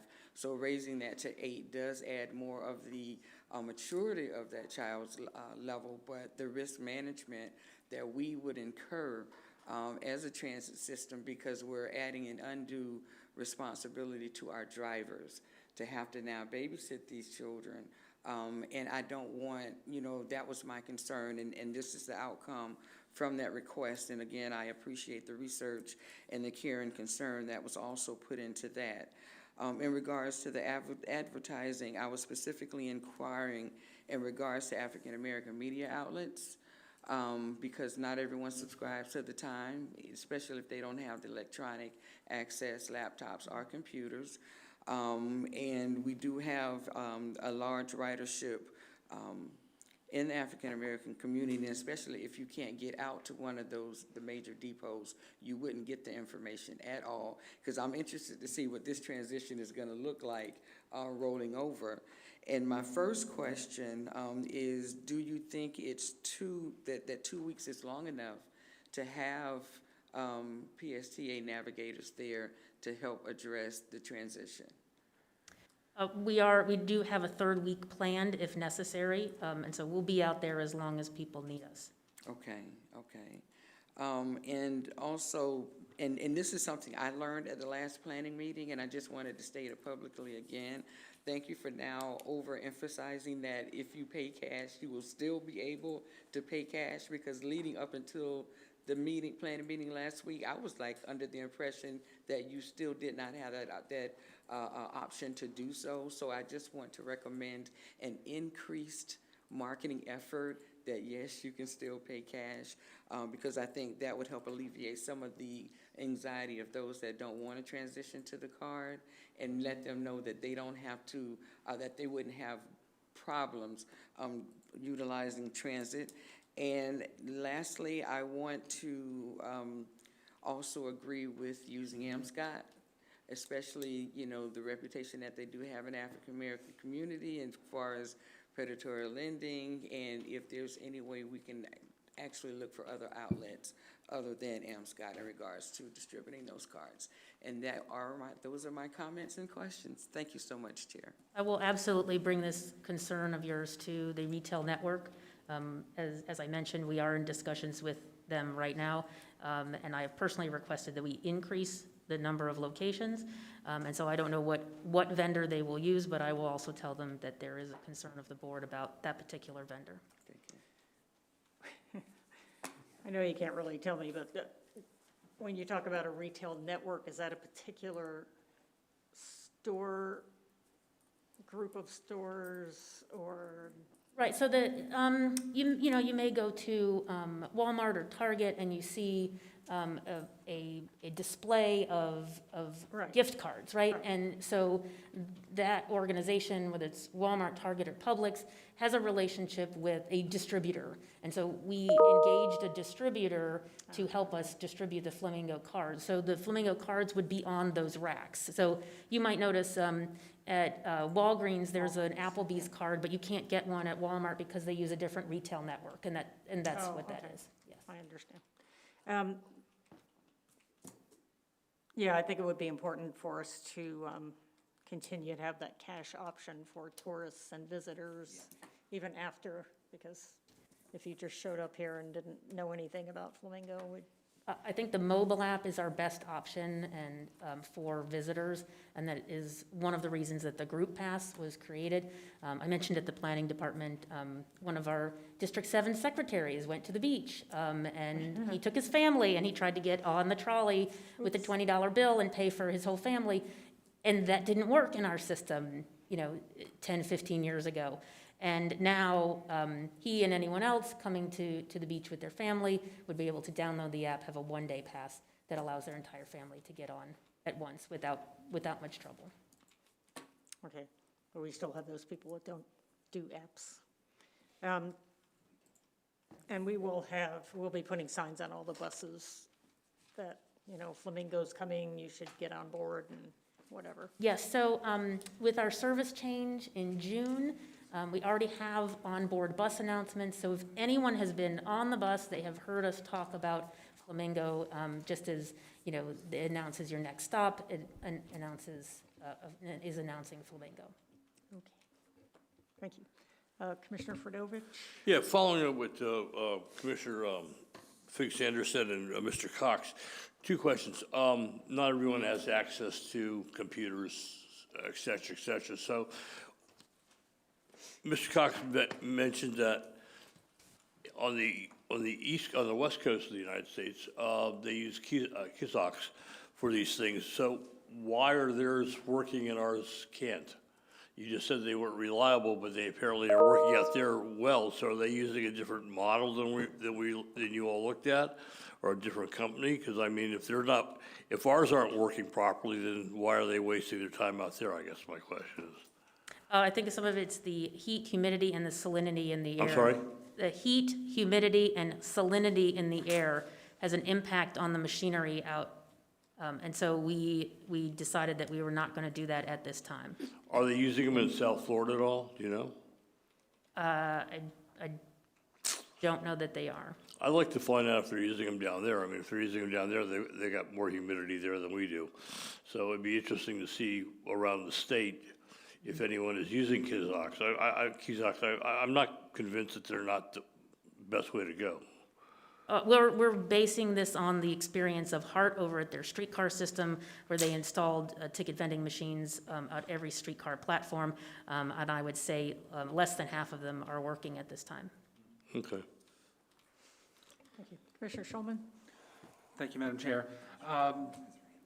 To follow up on Commissioner Fredovich's point, I think that, the system this is the start, right? So we're putting these things in place, and as we see an increased need or functionality that would be beneficial to our riders, we can add those down the road. So I think it also makes sense to start with what we're doing and then see what the habits and desires of the ridership is to then develop further. I did have a question, though, about you mentioned the conversion and the navigators that are going to be out there for a couple of weeks. Are they just at certain PSTA locations, or are they going to be on the buses as well? We had no plans to put them on the buses. We had plans to just put them at our transfer centers at this time, understanding that every customer service representative is available and should be able to answer the questions of the riders, whether they call into the info line, send us a chat online, or go to a service center itself. So in my mind, it may be worthwhile to look at high ridership routes that don't directly connect to a center, and having a staff member on the bus that can, through our great Wi-Fi, our AT&T Wi-Fi on the bus, that we can, connect them and set them up on their route. as a way of just making it more accessible to more people. Thank you, Madam Chair. Thank you. Commissioner Flowers, I'm sorry, I didn't see your hand. It's okay. I just wanted to comment on a couple of things. The first is, I'm very hesitant about removing any option as it relates to change. There are a number of people that's what they utilize, change. So even if you were to take away the 50 cents or 75 cents, you still have the possibility of individuals paying their $2 with 4 quarters. With 8 quarters. Can't count this morning. So I will be very hesitant on doing that. The other comment I want to make is I do appreciate Councilmember Deborah Fix-Sanders' comments regarding the safety of children riding PSTA, as well as the responsibility of the drivers, trying to make sure that those children are safe while they're on the bus. I know that we've been communicating with Pinellas County Schools regarding utilizing PSTA as an option for transportation, and in some cases that is already occurring, not as young as the age of 8. That is something that when I was on the board, we stayed away from, really addressing it more towards high school students. But as we've seen our populations increase and bus service opportunities, we may want to enter into some additional dialogue and discussion regarding that age, the age request or requirement for transporting children to school, especially when they are attending programs that don't provide transportation. Some of our fundamental programs definitely don't provide transportation, so some of those students may be utilizing public transit to get there. The last thing I wanted to speak about, I do appreciate the conversation regarding picking up or purchasing our bus passes from lending institutions, predatory lending institutions such as AMSCOT or even ACE. Just keep in mind that usually when you conduct services through them as a third-party vendor, there's an additional fee. So for example, if you go pay your electric bill at ACE or at AMSCOT, you pay an additional $2 or $2.50, I can't remember which one it is, as a third-party vendor fee. So if persons are picking up our bus passes, they will probably be prone to paying that additional fee. In addition, when they go there, those clerks are sellers, so they are going to promote AMSCOT services. You can't tell them they can't do that. So the only way to be able to prevent that would be not utilizing them as a marketing point. So I just wanted to add those bits and pieces of information to the discussion. Thank you. Thank you. Commissioner Peters? Thank you. Do we have any data on how many 5, 6, and 7-year-olds were using the buses? No, we do not. Those are lumped into reduced fare, the reduced fare program. So we don't know how many kids were using it before this. So I have concern about that because we don't even know who we're cutting out of this. I have a lot of concern actually about it. So not only do I agree with Commissioner Flowers as far as some people use that to go to school, and they may not have an older sibling, and they might be 7 years old, and that's how they get to school. And now we take that away from them. And another thing that worries me about this is, and this may not be a common thing, and the buses are a safe place, but sometimes families can be in a crisis. And so you can have a domestic violence situation where the parent has provided an escape plan. So if something happens, their child has an escape plan. And that escape plan may be to get on the bus to get to another safe place that's an aunt or a grandmother or something else. And so I'm concerned by this age change, and the age change is what is gonna make me not support this whole item. Because I think it puts some kids at risk. I think it eliminates kids' opportunities to get to school.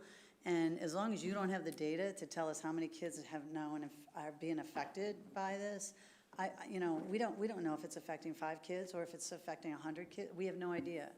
And so I haven't heard, and when I was on PSTA before, any bus driver complaining about having to babysit kids that get on the bus.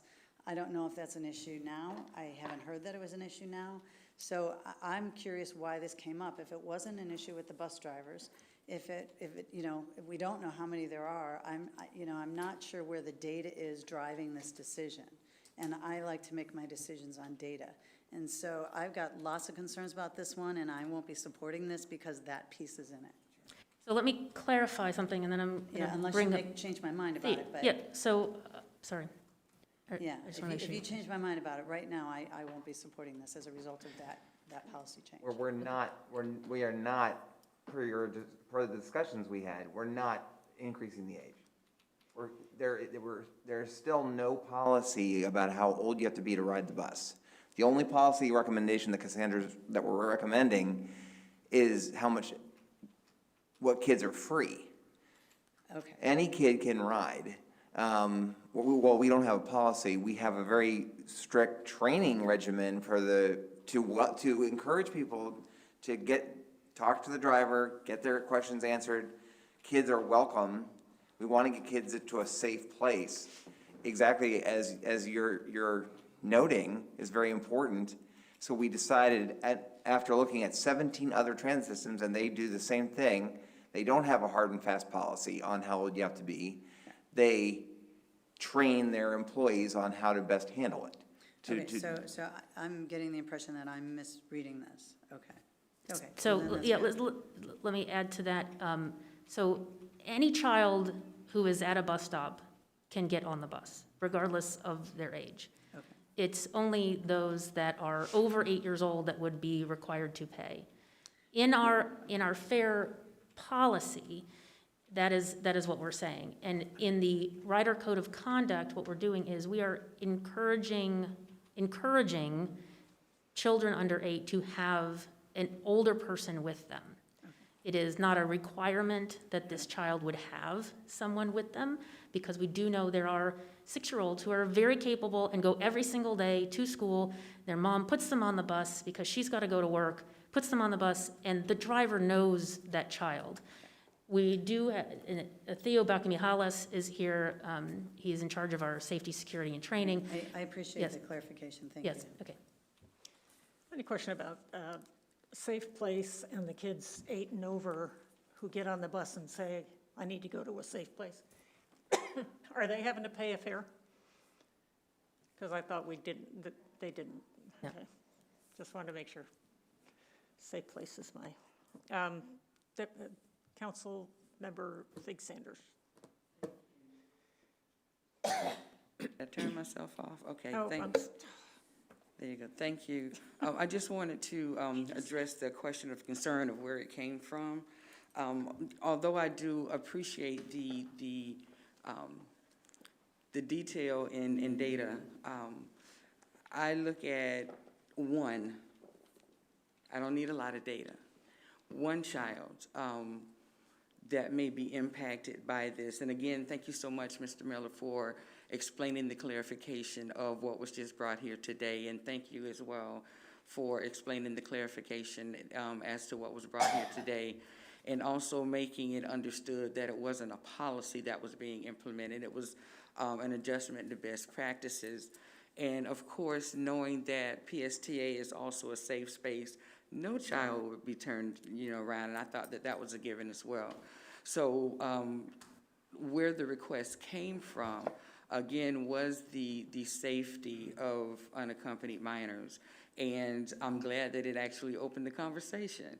And it engaged in awareness of knowing that that may be a possibility, and how will we address that moving forward. So since the question was asked, I wanted to comment, as well as thank you all for looking at clarifying how we can ensure the safety of 1 child, 10 children, 100 children. That was the first and foremost priority of wanting to make sure, as an agency and providing a service, that we were doing it with the safety of our youngest riders in mind. Thank you so much, Chair. Thank you. Commissioner Long. Yes, thank you, Madam Chair. And I've been so proud of myself because I wasn't really going to get into this part of the conversation.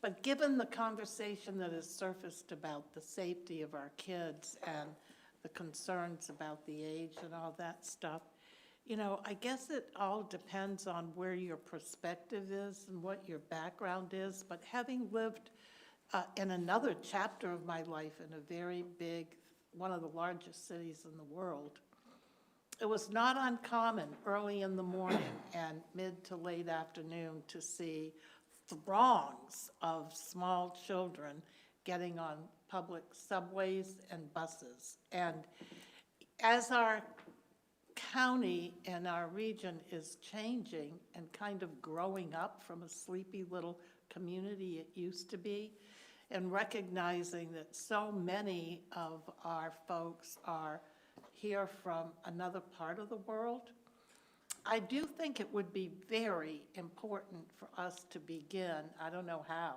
you do it, to collect some data, as Commissioner Peters talked about, so that we are in a better position to make these decisions when they affect our younger citizens, because more and more and more, as our public transportation options grow and become more a part of our culture here, I think this is probably going to be a big transition for our community in terms of its culture.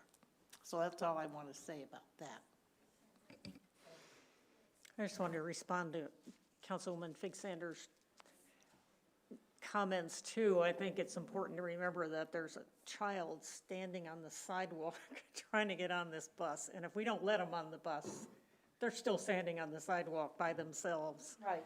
And heaven knows what happens then. I'm very glad to hear that we do that kind of training with our bus drivers, that they know to, you know, look after the kids, ask them where they're going, and, you know, make sure they know what they're doing in terms of riding the bus. That's excellent. And I know we do. I know the Safe Place training does the same thing for the older kids. Yes, I'm Theo Becco-Mihalis, Superintendent, Safety, Security, and Training.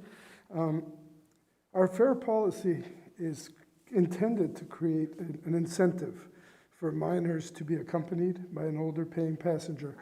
But our Safe Place supersedes everything, and we will never leave a child behind. We never do.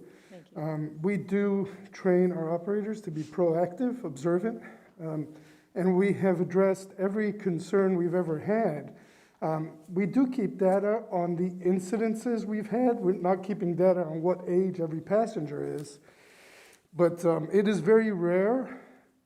I can give you numbers if you like. In the last 5 years, this is where Safe Place has been implemented, or the driver has somehow mediated a minor or a problem with a minor. In 2016, we had 2. 2017, 3. 2018, 3. 19 and 20 were 5. This is for the year. And 2021, thus far, we've had 2 incidences where we almost took, let's say, custody of the child. We called law enforcement, and they have all turned out in the positive, and they have always turned out well. We relinquish custody to law enforcement. Thank you. That's great. Thank you. Commissioner Schulman. Thank you, Madam Chair. I appreciate all the comments here. For me, this was never about safety, because I know PSTA's policies have always and will continue to encourage safety and watch out for all of our riders at all ages. It was really more of a financial issue for young families that have multiple kids, and they were paying for themselves and their 1, 2, 3, however many kids are coming with them on our service. So this goes a long way for easing that burden and making it easier to bring family members who may in the past have left somebody behind because it was too costly just to bring them with them and supervise. So I was confident before and confident now that PSTA's safety is not an issue. This, for me, was an opportunity to help families that were paying for multiple fares for young kids. Thank you. Thank you. Okay. Do we have any public comment on this issue? We did hear from the track, and they were very excited to start the Flamingo Fair launch, and they were very excited for their fellow riders to get the best fare option. And I don't see anybody in the lobby dying to speak. No public comments in the lobby. Thank you, ma'am. Trying to remember, did we already have a motion and second? No? Okay. I will entertain a motion then. I'll move that we approve the revised I'll fare follow. policy as well as approve the Title VI equity analysis. Okay, I think we had a motion from Commissioner Fig Sanders and a second from Commissioner Bennett. No? I was gonna, as the planning committee, I was gonna bring the motion forward. Oh, okay. All right then, let's bring the voting system up, please. Oh, yes, Commissioner Gerard. Okay, good. Okay. Hey. Rachel did it. All right. And Commissioner Flowers is a yes. Okay. Motion carries 10-1. All right. Next issue, information items, Brad. Yes. Oh, well, we'll get our first summary of our upcoming PSTA budget right now. Debbie Leos. It's great to see our CFO, Debbie Elias, here, also in person. It's my honor to present to the PSTA board the first draft of our 2022 budget. Debbie will kind of go into some more details, but the two big takeaways for the budget for next year are pretty historic initiatives for PSTA. The Sunrunner Rapid Transit will open. And what we've been working on, and you've seen a lot of recently, the complete transformation of our mobility offerings with our PSTA Access Program will go into place. As Commissioner Long and I were talking recently, we have seen the realities of changing policies and programs and implemented a sustainable strategic plan. And you will note in Debbie's first couple slides that that is how this whole budget is being framed. Debbie, take it away. Thank you very much for the introduction, Brad. Deborah Leas, I'm the Chief Financial Officer here at PSTA. And I'm actually very excited to present this as an information item, and I would say my mask is reflective of the budget. A lot of very new, major, and exciting things coming down the pike. But before I talk about that, I want to reflect on the progress we've made during this coronavirus pandemic. You know, during these unprecedented times, I would say PSTA has done some really amazing work.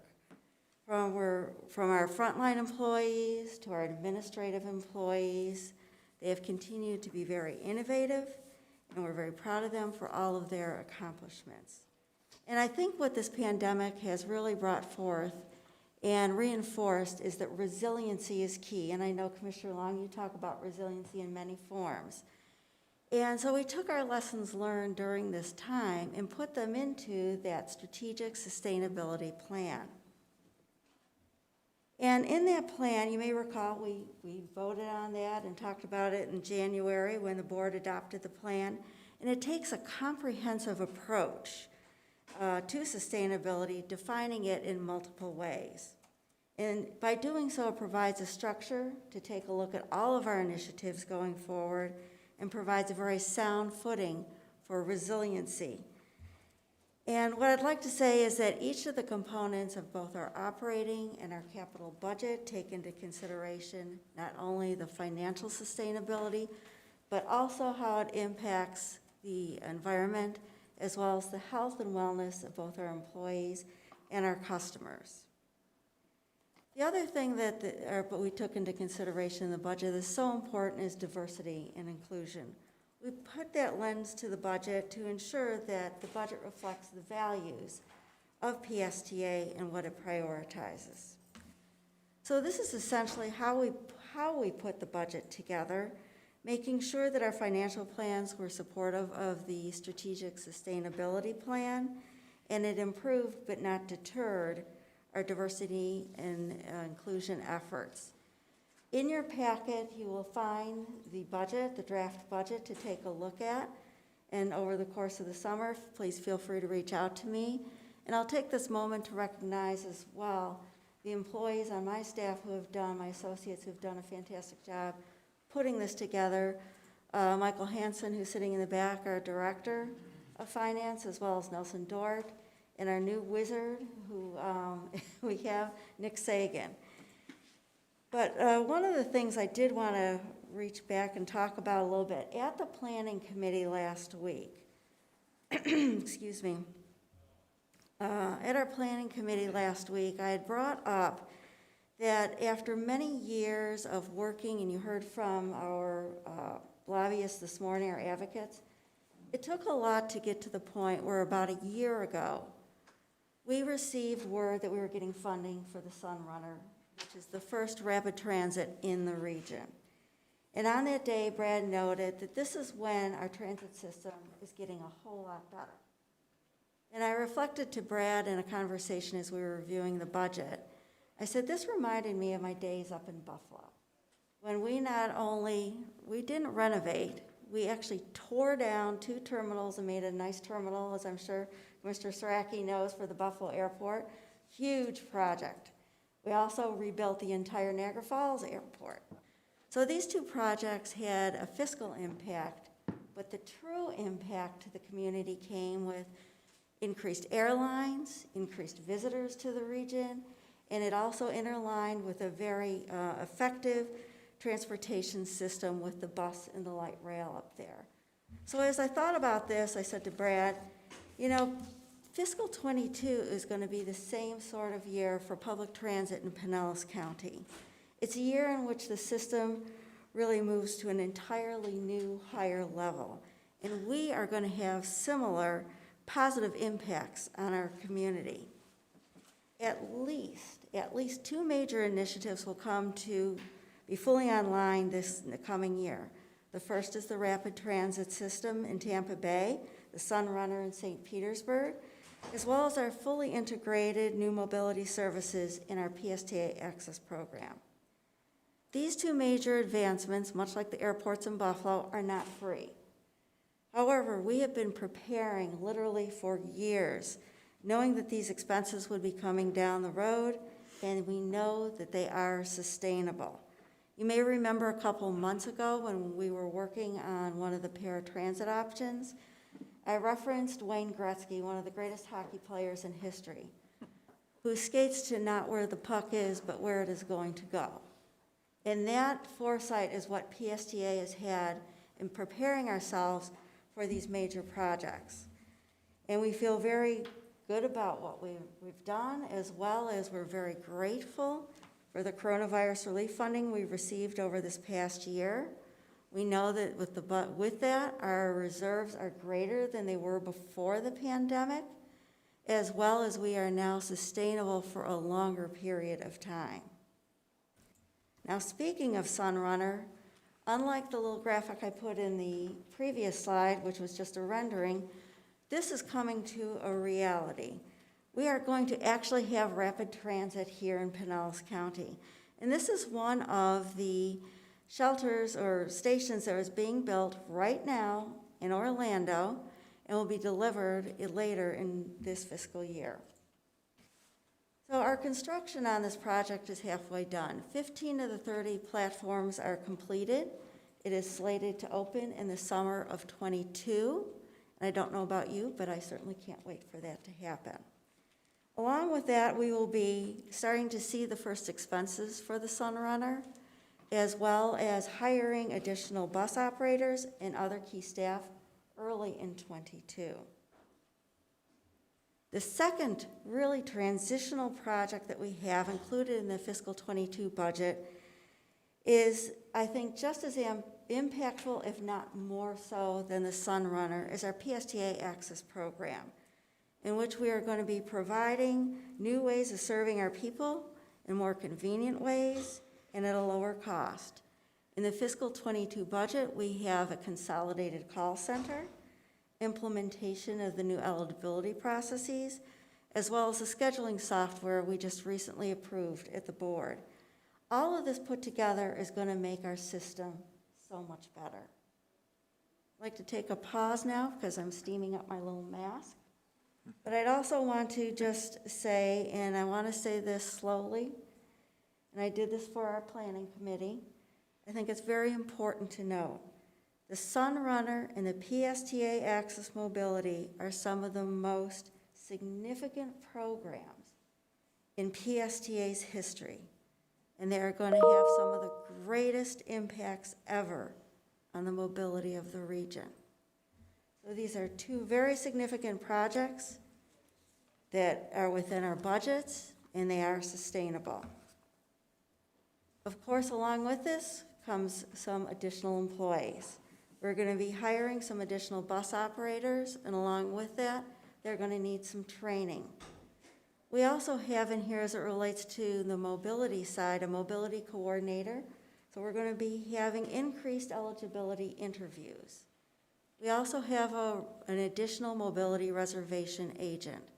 With all of this, we want to be able to provide service that is even better than the fantastic customer service that CareRide has provided us. Matter of fact, we're also becoming more efficient. In this past January of 21, between CareRide and PSTA, we had 13 full-time reservation agents. With the addition of this reservation agent, and with working on to better utilize the shifts, we have reduced the number to 10. One of the other things we're in the process of doing right now is negotiating with our SEIU union.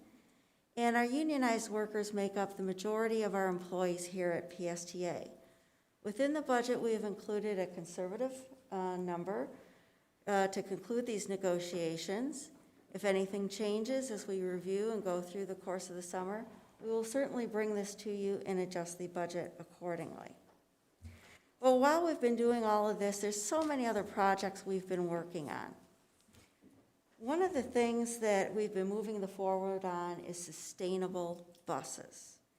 And this touches all the elements of our sustainability plan, from the environmental, the financial, the health, the wellness. And for the first time ever, we are going to be using our FTA formula funds to buy electric buses.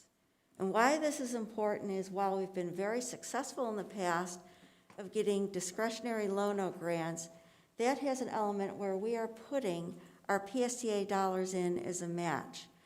By using the formula funds, it is at no cost to PSTA. So what I asked Al Burns, our highly motivated procurement director, to do is to do a whole statewide procurement, along with Henry Lukasik, our director of maintenance, for the entire state. So we are very excited about that endeavor that they're currently working on, because not only will it provide clean energy and more sustainable transportation for Pinellas County, but the entire state of Florida. Of course, with more electric buses comes the need for more power. And we are currently in the process of designing a long-term vision for this, where we are going to be putting solar panels over on the roofs of our buildings, possibly on the walkway, and definitely start working on putting in solar panels across the entire bus yard.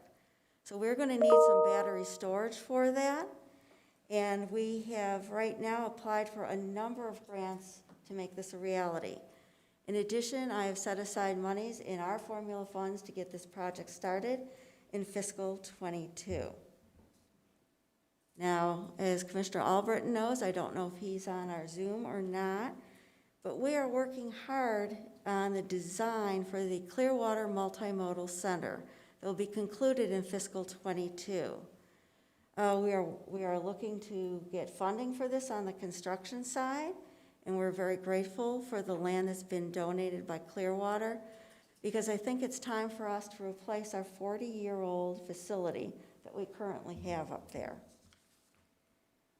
And why stop at buses? As you know, we are looking at ferry service and how this will support a comprehensive transportation system throughout Pinellas County.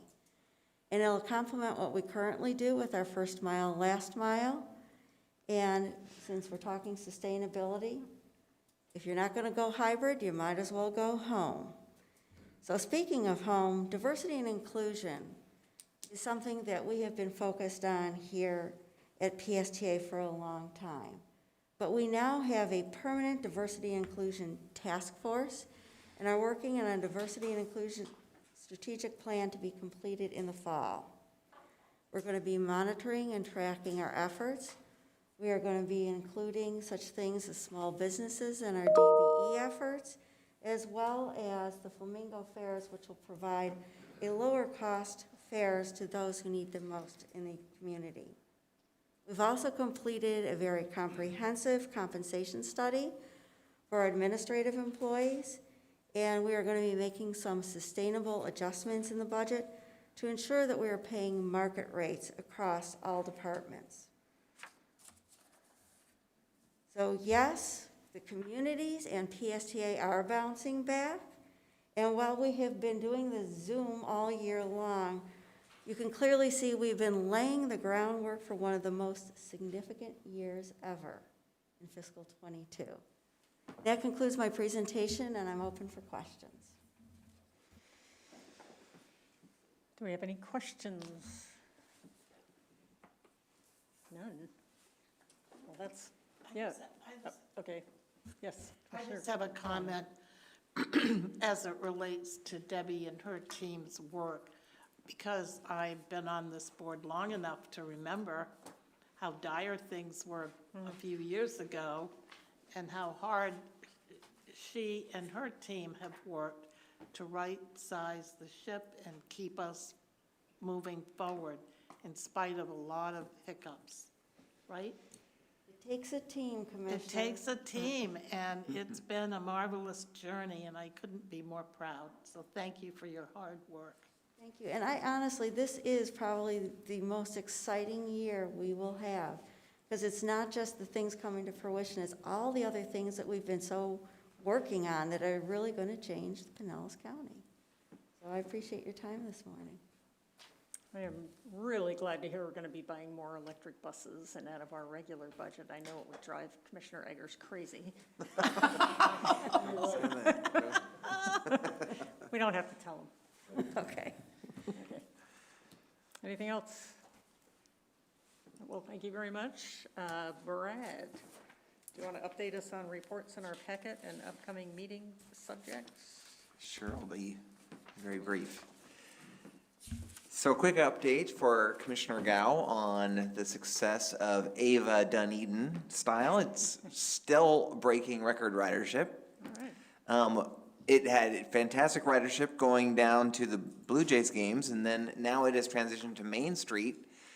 And I saw some interesting stats that the ridership in the PM, in the PM hours has gone down, but the ridership in the AM hours has gone way up. I'm not sure exactly if it's noon or exactly what data that is, but it showed that. But still very high ridership, very successful. So successful that my phone is ringing off the hook with other cities calling and expressing interest in wanting or asking me why Dunedin got to go before they did or whatever.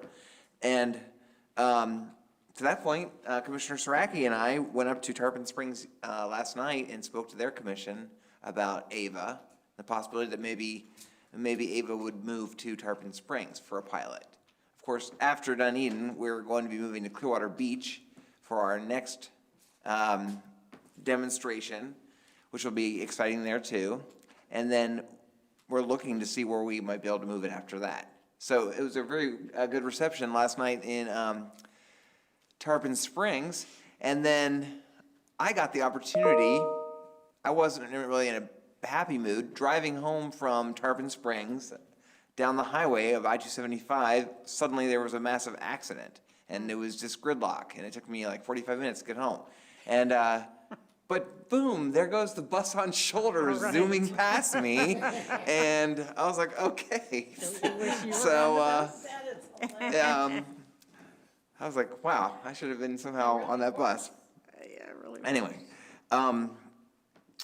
a kind of sad note, we have to say goodbye to Alyssa Kostick, who has been our marketing manager for I think 6 years, and we wish her the best of luck. But we are welcoming some new PSTA team members. Edward Eugene Jr. He is our new Assistant Superintendent of Bus Operations. He just started. He came to us from Houston, Texas, and he worked there.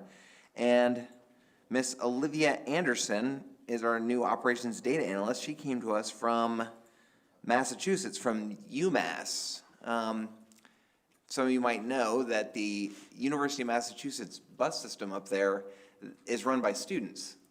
And the whole thing is a student-run kind of club, and they run the whole operation. And our own Chief Operating Officer, James Bradford, went there and moved up in the ranks while he was going to college there. And then many of them get the transit bug, and they go on to great transit careers, and they call themselves the UMass Mafia. So this Olivia, she's a UMass Mafia person. She's coming from there. We've also welcomed, as Debbie noted in her presentation, and as Commissioner Cox knows, a number of former Care Right employees have joined our mobility team as reservation agents. So we welcome them too. As we said, right now there is a big transition going on with Care Ride ending on June 30th, and then First Transit hiring almost all of their employees, and PSDA transitioning over to our new contractor. So that seems to be going fairly well. It'll get better once we transition to the new company. Other than that, like I said, I think we have the next big thing on our agenda really is trying to get a very successful grant application into the federal government by July 12th to see if we can get some funding for a Clearwater Transit Center. But we're very thankful the City Council of Clearwater voted last Thursday to officially donate the land to PSTA at Court and Myrtle, where our new transit center will be. And their donation of that land will be part of our match for the capital, for the construction funding that we're hoping to get. Cool. So lots of things going on. Thank you. All right. Do any board members have anything to say before we adjourn? Happy 4th of July? Yes. I guess. Happy 4th of July. Have a happy 4th of All right. July. All right, and we are adjourned then. Oh, our next meeting is July 28th, right here.